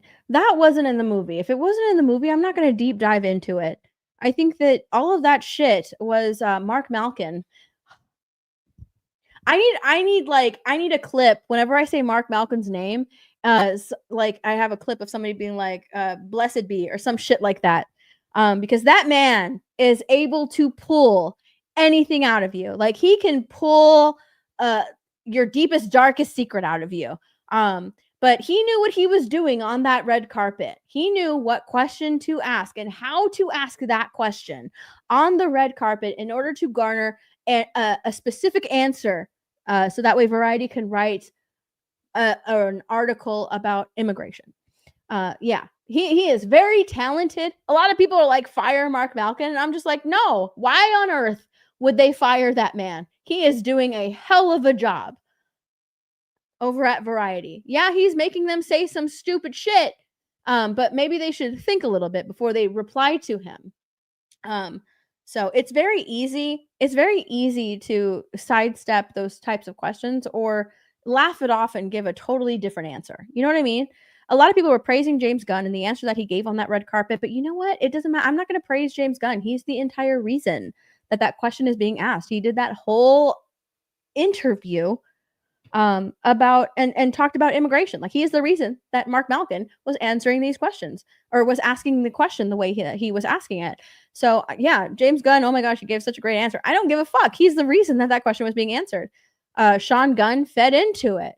You know, Sean Gunn got caught up in that question. And I think that like I go back to Tom Cruise and when the reporter asked him questions about tariffs and, you know, tried to get that sound bite out of him. And he was just like, we're not going to answer those types of questions. We're just going to keep it, you know, based on the movie. And all of the articles that came out were saying like Tom Cruise sidesteps a question about the Trump tariffs. And it was good the way he did that because it's not about the tariffs. It's not about that. They're there to answer questions about the movie. And, like that's how you can just sidestep a fucking question like that. You can just do that. You can not answer it. You can make the question about the movie. You can turn that question in to, oh, I don't know anything about that. Let's just, what do you want to know about the movie or some shit like that. And I think that Tom Cruise, like crazy or not, right? Whether or not you judge him based on his religion or Scientology, I don't really. Scientology is fucking crazy. But I'm not going to judge Tom Cruise based on, you know, Scientology. You know what I mean? Like it's not like he's pushing it in his movies. It's not like he's preaching about Scientology in interviews. So I'm not going to hold that against him. A lot of people still think that he's crazy based on all of his antics in the past. And I think that interview that he did with, I think it was like Matt Lauer or something, when he finally said something about what was it? Was it like antidepressants or some shit? I don't know. When he finally like said something about what he believes in, he learned his lesson and he hasn't done that since. It's like he knows that how the media works and how they're going to ask questions and he knows how to react to it. And now it's just movie centered. We're just here to talk about the movie, and that's all we are going to talk about. We're not going to make it political. We're not going to insert any type of opinion. We're here to talk about the movie. And I think that experience gave him like this lesson. So now he kind of like understands how the media works, and he will not feed into that. And a lot of people in Hollywood need to learn that fucking lesson because they keep stepping in it. Now, whether or not they learn it is whatever, because that's how we get content. But still, it's so fucking stupid how they don't see that. But yeah, I don't care about the immigration refugee thing. I'm not going to talk about it because it wasn't a part of the movie. It wasn't a part of the movie. I don't care about it. I think that they made a stupid mistake in trying to make it a conversation around the movie. It was dumb. It was a dumb mistake because it wasn't a part of the movie. But my dog could take your dog. Dude, everybody's dog could take on my dog. My dog is an idiot, and I will stick to that. My dog is an idiot. His eyes take up like half the brain room. I'm convinced my dog has a very tiny brain because he has huge eyes, and I'm just like, where the hell is your brain? My dog's dumb. He's not a very smart cookie, which makes him perfect for me. Makes him perfect for me. Yeah, he's a bit of an idiot. He's a bit of an idiot. But I love him. I thought when I got him, I thought that he was going to be a mini Cocker Spaniel. That's what I thought he was going to be. And I love Cocker Spaniels. I think they're really cute. And the person that I got him from was just like, oh yeah, this is my Cocker Spaniel dog, whatever. And it's going to be a mini Cocker Spaniel. And the reason that I thought I wanted a Cocker Spaniel is because I guess they don't shed as much. So I didn't want like a lot of dog hair because of my allergies. And no, I don't think that he was any part Cocker Spaniel, to be honest. He's just a weird looking dog. But he is part Cocker Spaniel and part Chihuahua, and the Chihuahua just took over. Like, that dog is dumb as rocks. He is dumb as rocks. He's pretty chill though. He is a pretty chill dog. He's just really stupid. And he sheds so much. If I brought him in here and held him, and then like put him down, you would see all of the hair on me. I got him because he was supposed to be non-shedding and hypoallergenic, and he is not.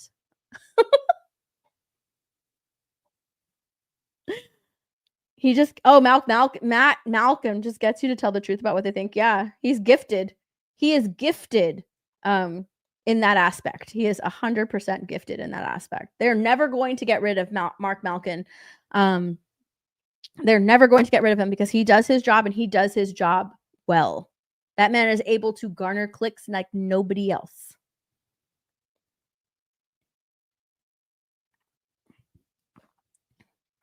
My cat could take 10 of your dog. Probably. I'm telling you, my dog is pretty dumb. Do you want to see him? I'll bring him here.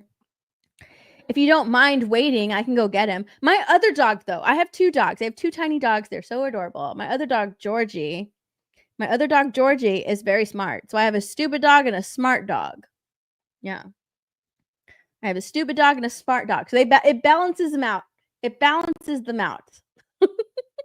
Go get them. Go get him. You want to see my dog?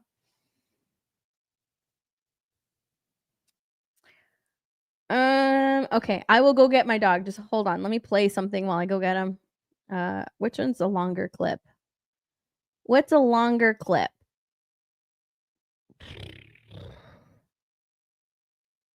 Oh, here, I'll play an ad. Hold on, I'll be back. Hey, editing Steph here. You know this hat that I'm always wearing? This is a Meta PC hat. If you guys are in the market for a custom PC, a laptop, or really any accessories, such as monitors, keyboards, headsets, stream decks, consider Meta PC. Meta PCs is a PC company that builds award-winning custom PCs for gamers, enthusiasts, and professionals. They strive to offer every individual customer the best PC experience from start to finish. And no, I'm not just trying to sell you a computer. I actually own and use a Meta PC every single day. And I can tell you that it is the best system that I've ever owned. So if you're in the market for a new computer or accessories, check out Meta PC and use the code MyNerdyHome for a discount. Link will be in the description. Now back to the video.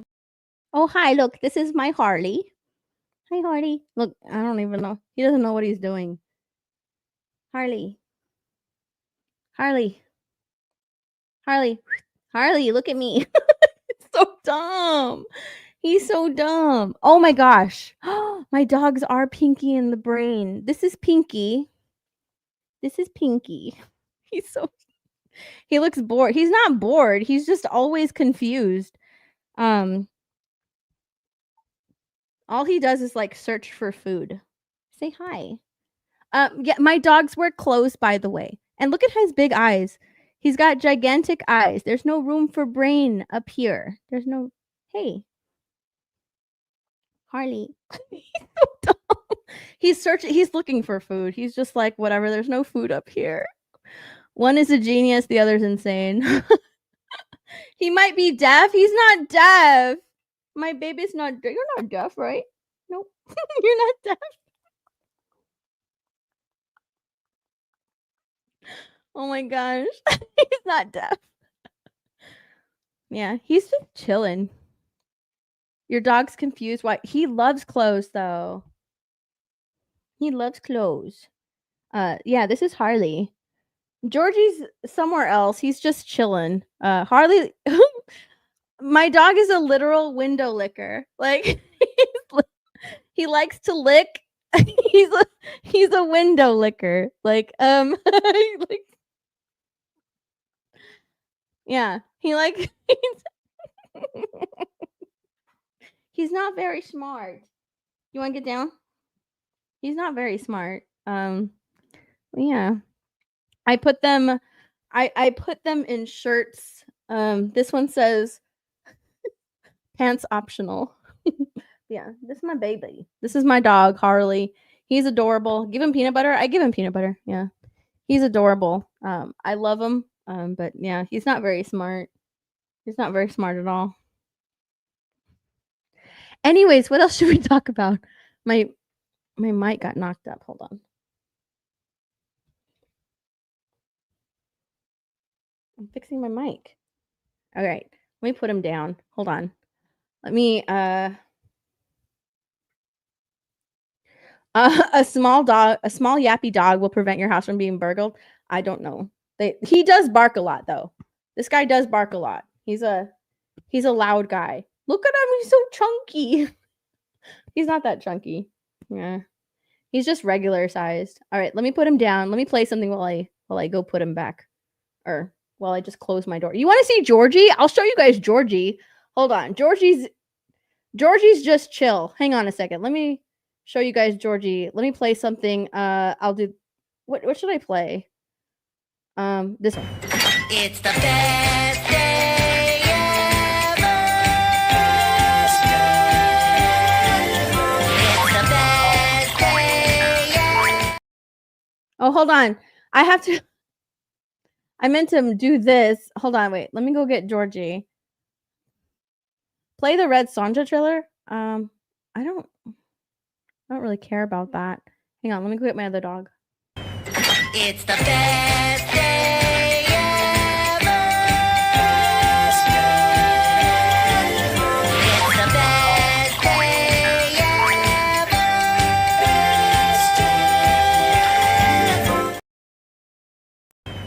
It's the best day ever. It's the best day ever. This is Georgie. This is my other dog.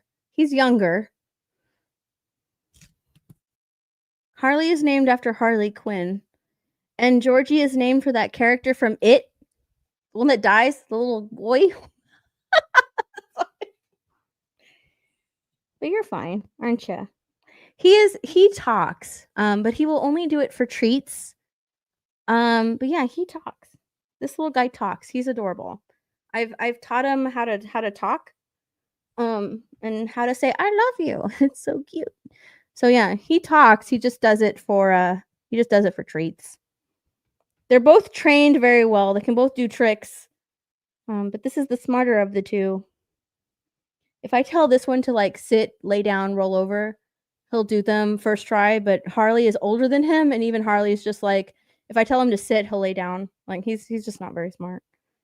He's not very smart, but this is Georgie, and he's a little bit more ornery of a dog. Like if I pull him, like I pulled him from where he was, and he's just like, I don't want to be picked up right now. I was totally fine where I was, and you bothered me. So he has a problem with that. He has a problem with that. He wants to go back to where he was. So I'm gonna let him go back. Right? You're gonna go back. I'm gonna let him go back.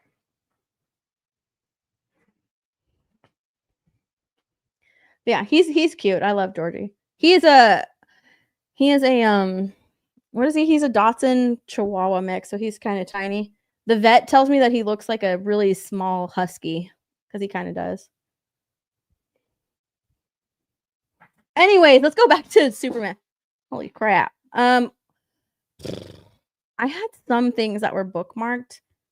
I've just been rambling for 2 hours. What else? What else should we talk about? Oh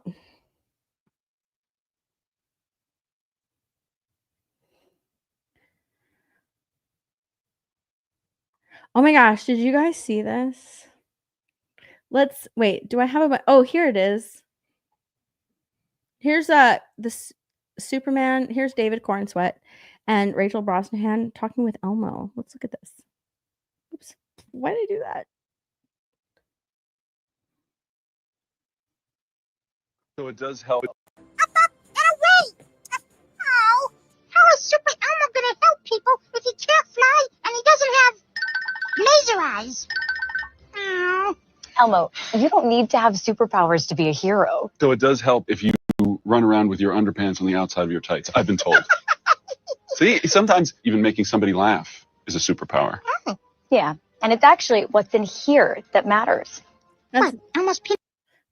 that's like when I was watching this, I was like, yeah, this is pretty much Superman, James Gunn's Superman. It's what's inside that counts. It's what makes you human. Did I say corn sweet? Corn sweat. That's what makes us human, right? Like it's okay. You are human, and that's all. It's what's on the inside that counts. So annoying. That's the vaccine talking.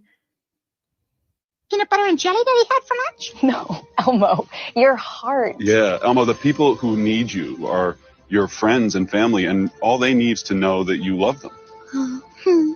And hey, Elmo, you know what the best superpower is? Oh, yeah! A superhero hug! That's right.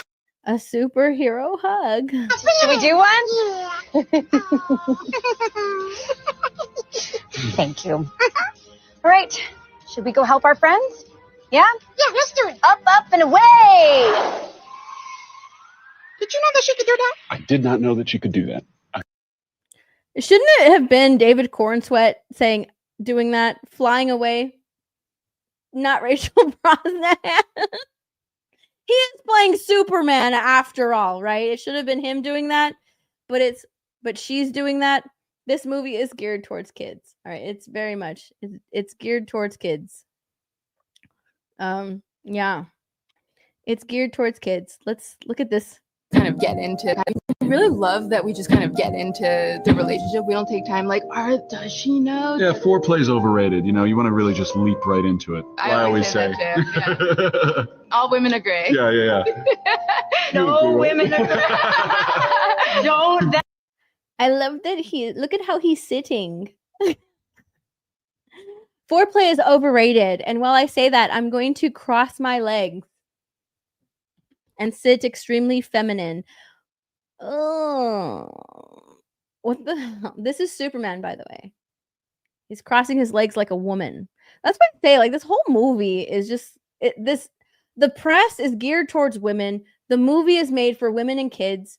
Like that's what it is. It's modern masculinity. That's what it is. It's modern masculinity. Because didn't they say like man spreading is toxic, sitting like a man, like with your ankle on your knee, you know, the way that men sit is toxic masculinity. But you know who sits like that in the movie? You know who sits like that in the movie is Lois Lane. Lois Lane sits like that in the movie. She sits with her ankle on her knee because she's wearing pants and man shoes. She can sit like that. It's not toxic for women to do it. It's empowerment. But we have David Cornsweat, our Superman, sitting like this. Oh, it's so feminine. I don't like it. That can't be the takeaway. Ugh, I don't like it. I don't like it. Whoops, I didn't mean to stop sharing. I meant to just do this. I love that. You know what? I'm not gonna knock David Cornsweat because I like the guy. He's really he's very genuine. He's very down to earth. He's pretty humorous. It's just the marketing is so weird. The marketing is so freaking weird. There's this, and the way that they get like David Cornsweat and Nicholas Hoult to like be gay for one another, especially with Nicholas Hoult. Like Nicholas Hoult, they're making him be gay for David Cornsweat. That is so weird. It's so strange to me that they are making these two men be like pretend to be gay for one another because they are both married with children. Like David Cornsweat has a new baby at home. Like they're both married with children, but they're making these two married men be gay for one another on the press tour. It's so odd. It's so wild. It is crazy. It's insane.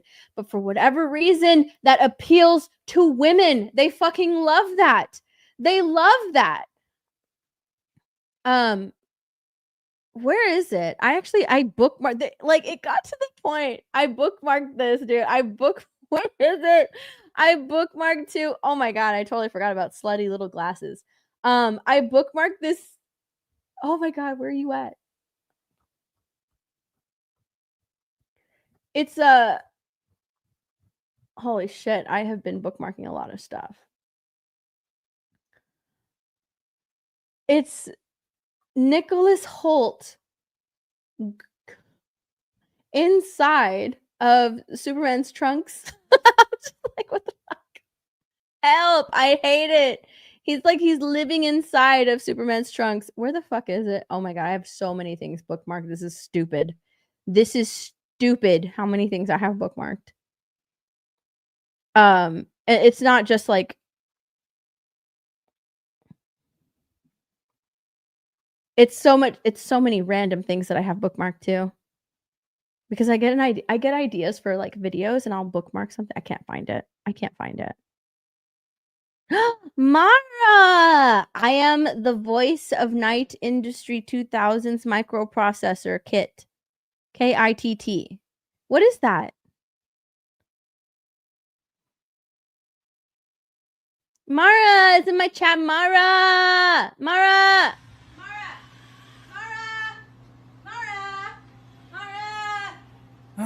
What? Mara, what channel's the stream on? Yours. Mara, what is this? I am the voice of Night. Oh, Night Rider. Sorry, laughing man. It's my bad. Hide your wives. Mara's here. Mara, whatever the chat says, you don't need to hide your wives. All right. Don't believe the chat. Whatever they say, just don't listen to them. Okay?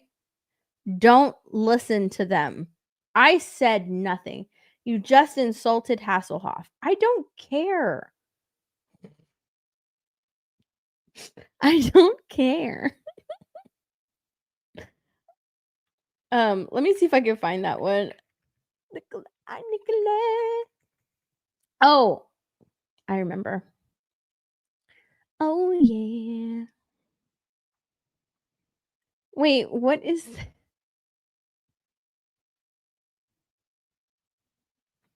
What is this?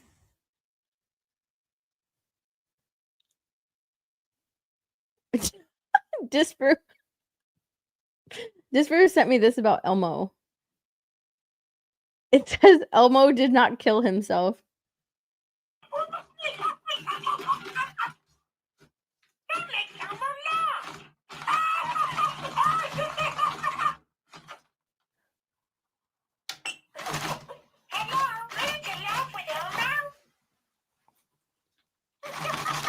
What is this?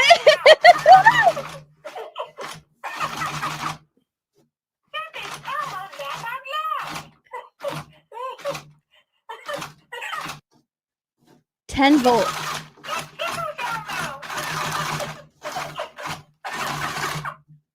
Are they just turning up the voltage on Elmo?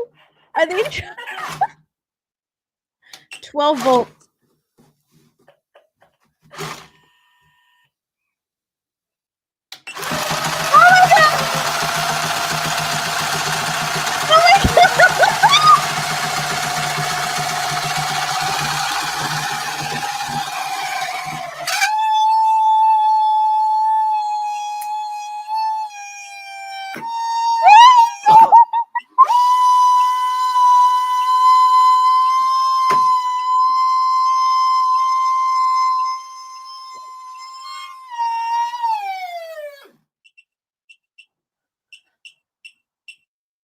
Oh my god, that is terrible! What the fuck?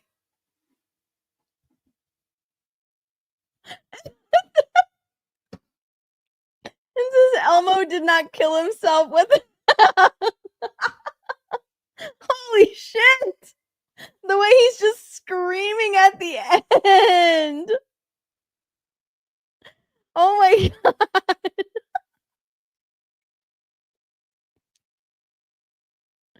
That is terrible. What the fuck? Okay, hold on. I'm looking for a specific video. I'm still looking through my things. Mara, don't believe the chat, Mara. He died with a smile on his face. Doing what he loved, laughing. Mara, do not believe the chat. Whatever they tell you is not true.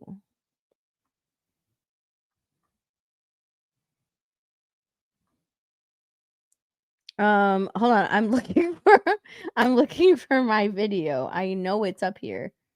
I know I bookmarked it. I just have to find it. Cuz this was a wild video. I was looking at it like, are you kidding? No freaking way. They did that. I can't find it. Oh my god, I have so many things bookmarked.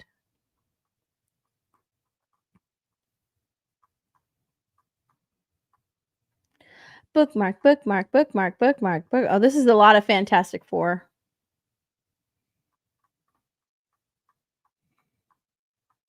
Oh my god, I'm getting bored. I'm getting tired. I don't want to. Oh, here.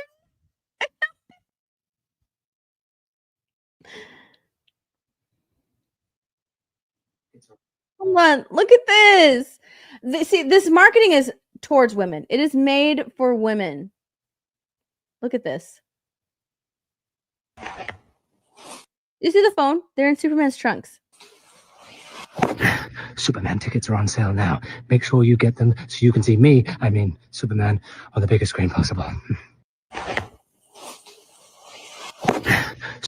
They have made this man like gay for Superman and for David Corn Sweat. Like everything, every interview that I see together, they're like flirting with each other.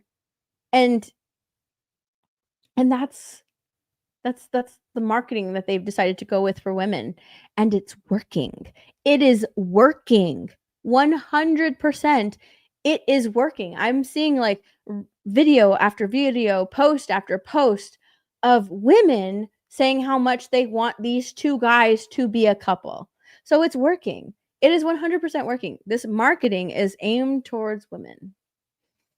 Mara says that made me as dry as the Sahara. Well, I guess we don't have that mindset of the modern woman. The modern woman likes their men feminized because the modern woman has bought into oh my god, I've drank a little bit too much. They've bought into holy shit.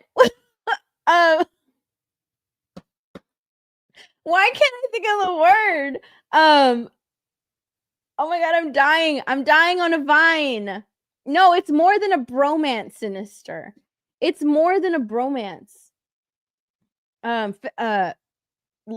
Not liberalism, but sure, feminism. Feminism. They've bought into feminism. They like their men weak. I'm telling, they like their men weak. Modern women like their men weak. They like to feel as if they don't really need a man. So they look down on men. They hate men. We see so many videos on TikTok of them hating men. So they like, let me stop sharing this. This is horrible. We see so many videos on TikTok about them hating men. They hate men. Feminists hate men. They don't need no man. They don't like men. Men are beneath them. Men are to be used, right? And so that's why modern male characters are written incredibly weak. That's why they're written that way. That's why they're written to be more feminized, more emotional. And women aren't written that way. Women aren't dressed for a male gaze anymore. That's why. That is why.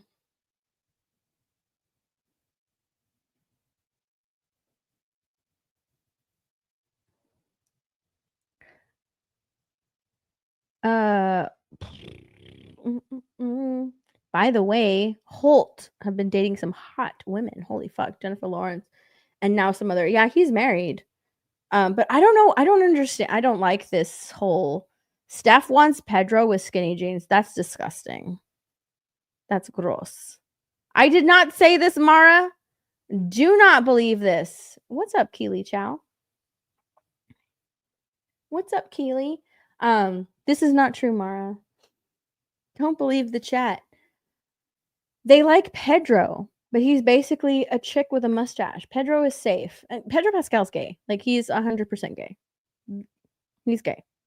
Oh my gosh, I bookmarked this. Like, that's why women love him, because he's safe and he's incredibly feminine, and he will put their needs above theirs. Like, that is 100% why they love Pedro Pascal.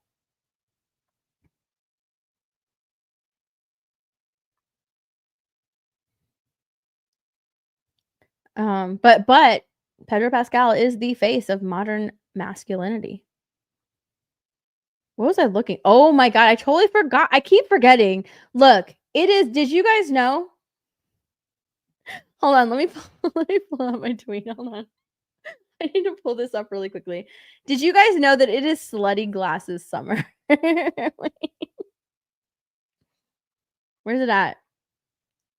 It is slutty little glasses summer. Did you guys know that?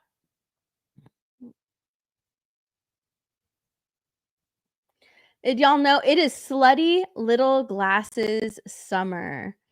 This is something that started with Jurassic World, the new Jurassic World movie, and Jonathan Bailey. Jonathan Bailey, he played Fiyero in Wicked.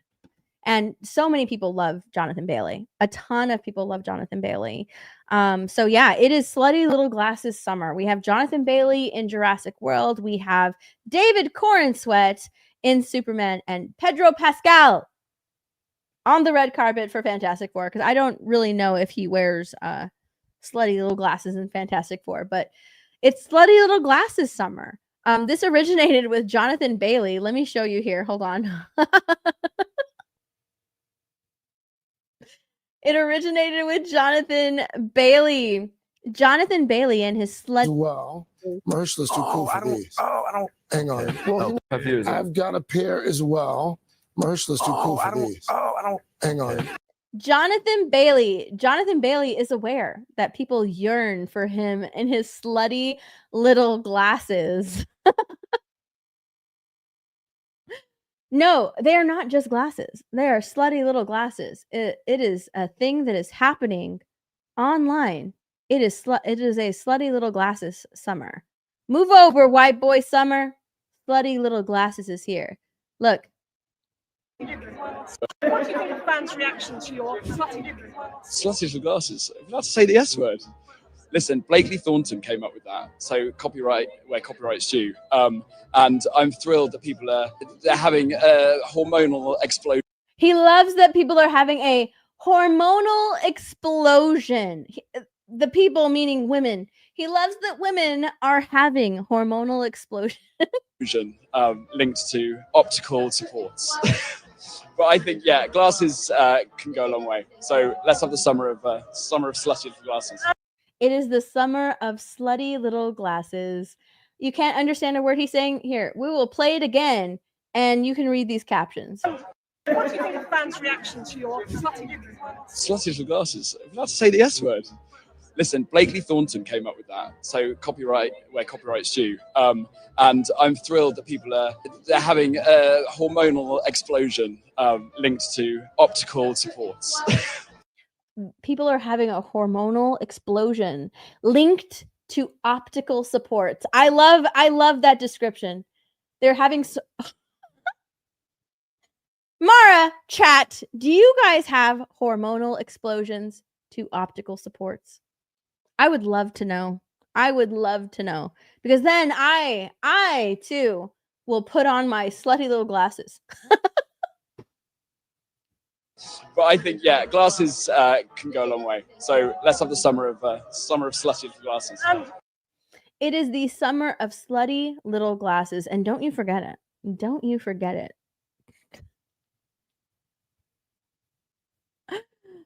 Oh my gosh.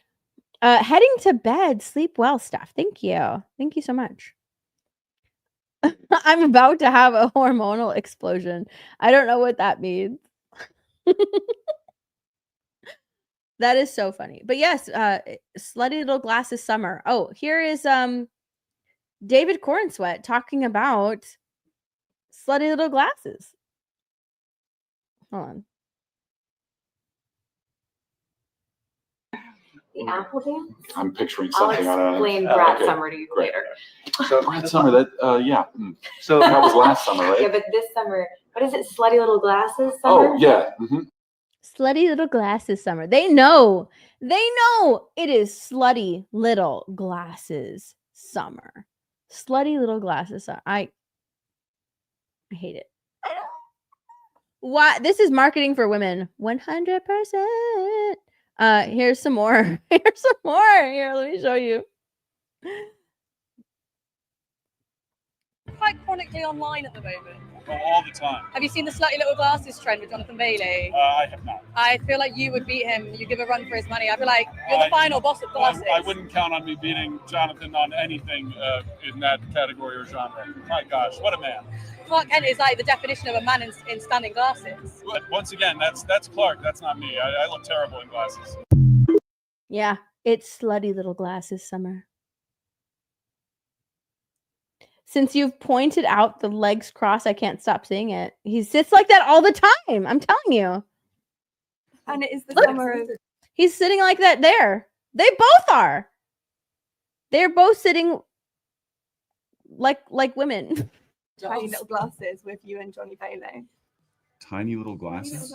Tiny, slutty little Okay, glasses. we can say Let's slutty be little real. glasses. What is slutty little glasses? You know what slutty little glasses you don't are. know what you're doing. Come on, slutty little Were you glasses on the summer. carpet last night? Somebody mentioned this to me last night, but I don't mentioned it to you the other day. I don't understand what it I is. know you know. I'm sorry. I'm telling the truth. Explain it to me. Slutty What little is slutty glasses little summer. glasses? You moved on from Brad. on, you behave like that. Oh my god. When you put those glasses on and you behave like that. What?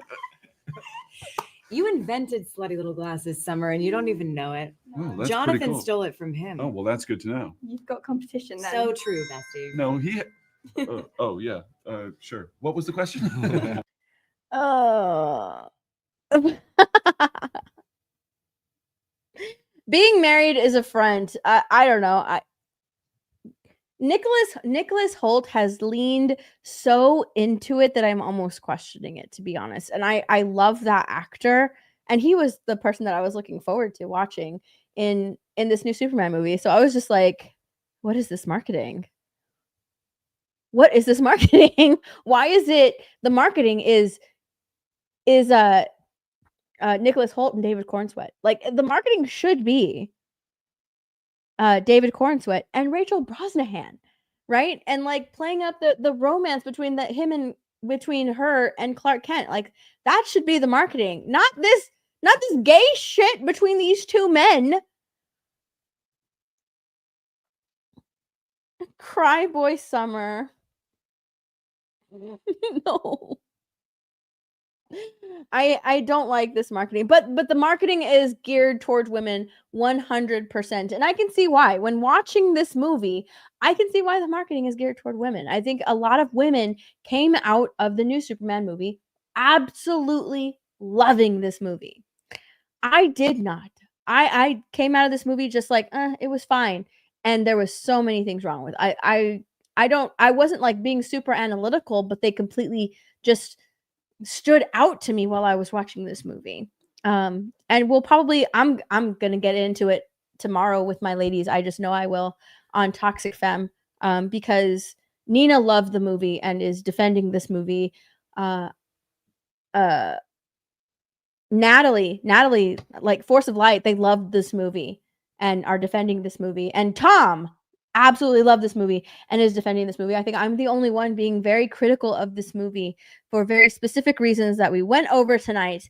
And tomorrow should be fun. Tomorrow should be fun talking to them about it.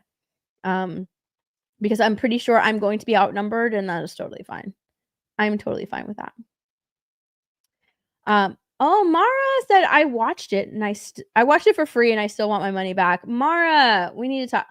Mike, hi Mike. Mike is here. I want to play something for him. What should I play for Mike? This his favorite movie?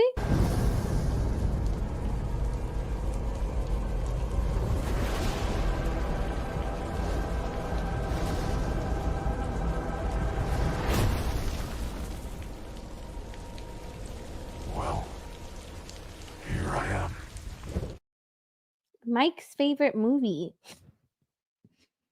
Oh, I should play that for Mike is here. You rampant slag. Yeah, that happened. As soon as Mike walked in, we all heard it. We all heard it in chat. But yeah, it's gonna be so. Did you hear Elmo's account got hacked? The tweets are hilarious. That is the first thing that I talked about before I started talking about Superman. We did talk about Elmo's account getting hacked and the tweets. I brought them up without even reading them, and I had to very quickly remove them from my stream because it was pretty bad. It was pretty bad.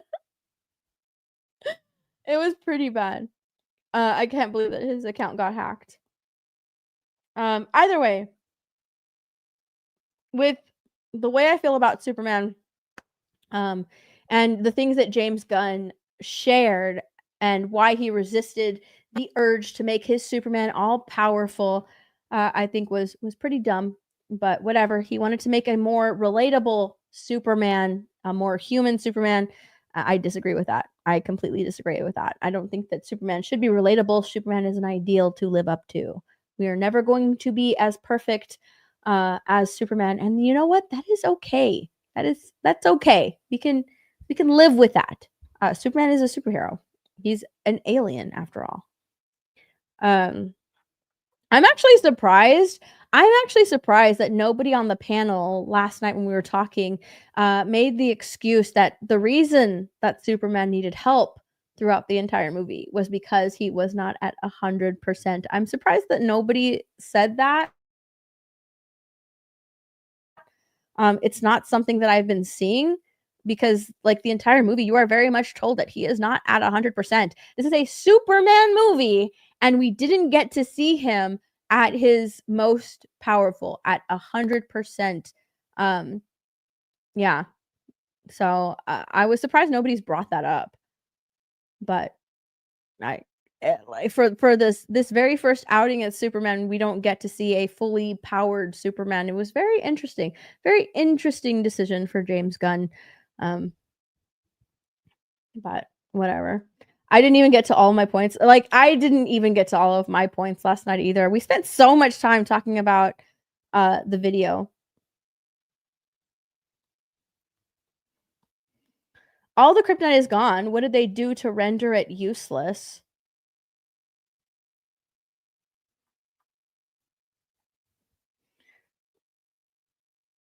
Ah, my ear. Too much vegan and soy in his diet. I'm really surprised that nobody brought that up. You know, especially when we mentioned that he needed help. He needed help the entire time, and it's just like, I'm surprised nobody countered with, well, yeah, because he's not at 100% in the movie. Which begs the question, why the fuck wouldn't we get a 100%ed Superman in a Superman movie? What's up, Ancient One? I felt like a certain someone was auditioning for FNT last night. Who? Who? Rhino? Was it Rhino?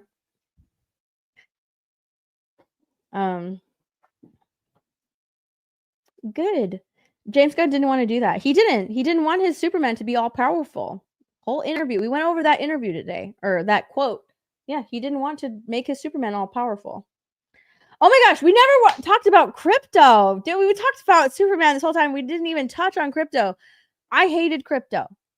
I did not like Crypto. I didn't think that he was going to be in this movie as much as he was. The second time I watched this movie, I watched it with my niece and my nephew. I had to babysit them, so they came over and they watched it. And my niece was like, don't tell me, is the rest of the movie him just looking for his dog? That's what she thought that the rest of the movie was about. Don't get me wrong, she liked the dog, but she didn't like it. They don't watch my videos, they don't watch my streams, and they were watching this movie. And when it was done, I asked them, like, what did you think of the movie? How did you like it? Did you like the movie? What did you think? Did you like Superman? They loved Mr. Terrific. My niece loved the dog. My nephew was just okay about it, but both of them were like, why was Superman so weak? Both of them asked that question. Why was Superman so weak? How old are they? One of them is 17 and the other one is 14. So I was watching them yesterday. That's how old they are. They're teenage. They're like the perfect demographic where they live on TikTok. They freaking love TikTok. But yeah, they asked me that. They're like, how come Superman's so weak? Isn't he Superman? But they asked me, why is he so weak? But they loved that final battle. Everything else up until then, they didn't say anything about Mr. Terrific or anything. They loved that final fight, and they loved Crypto. They loved Crypto. So, but they did ask, like, why are you're babysitting a 17-year-old? I am, yeah. They came over. Yeah. They're my brother's kids. My brother doesn't like leaving his kids alone. Okay.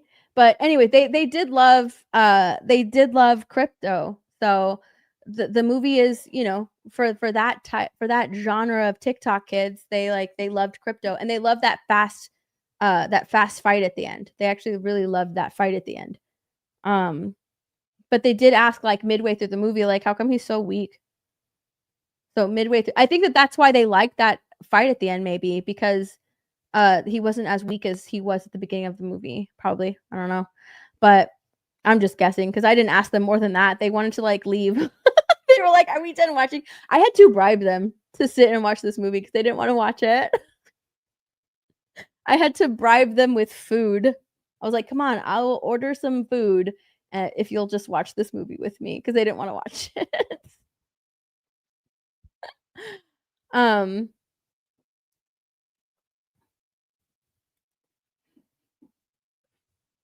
They didn't want to watch. No, they don't watch them. They watch, like, YouTube and they watch YouTube and, like, what is it? Video game videos. They don't watch movies.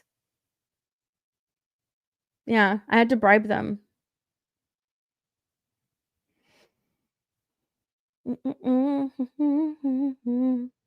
Yeah, they're either on TikTok or, like, on YouTube watching like, they'll watch Minecraft videos, or one of them, the girl watches Roblox videos. So, but yeah, I had to bribe them, like, can you just sit down for a second and watch it? Like, put your phones away, let's just watch a movie. So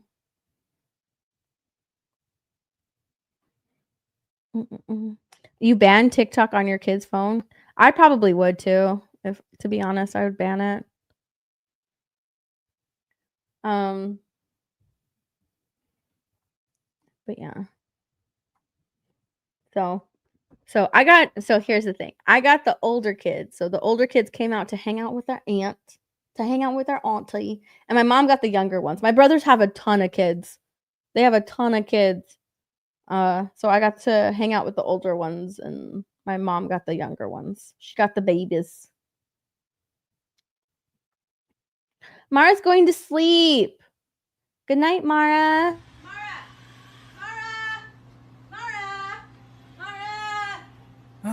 What? Mara, what channel's the stream on? Yours. Mara's going to bed. Good night, Mara. Love you. You rampant slag. Yeah. That was purposeful. That was purposeful. Anyways. Anywho,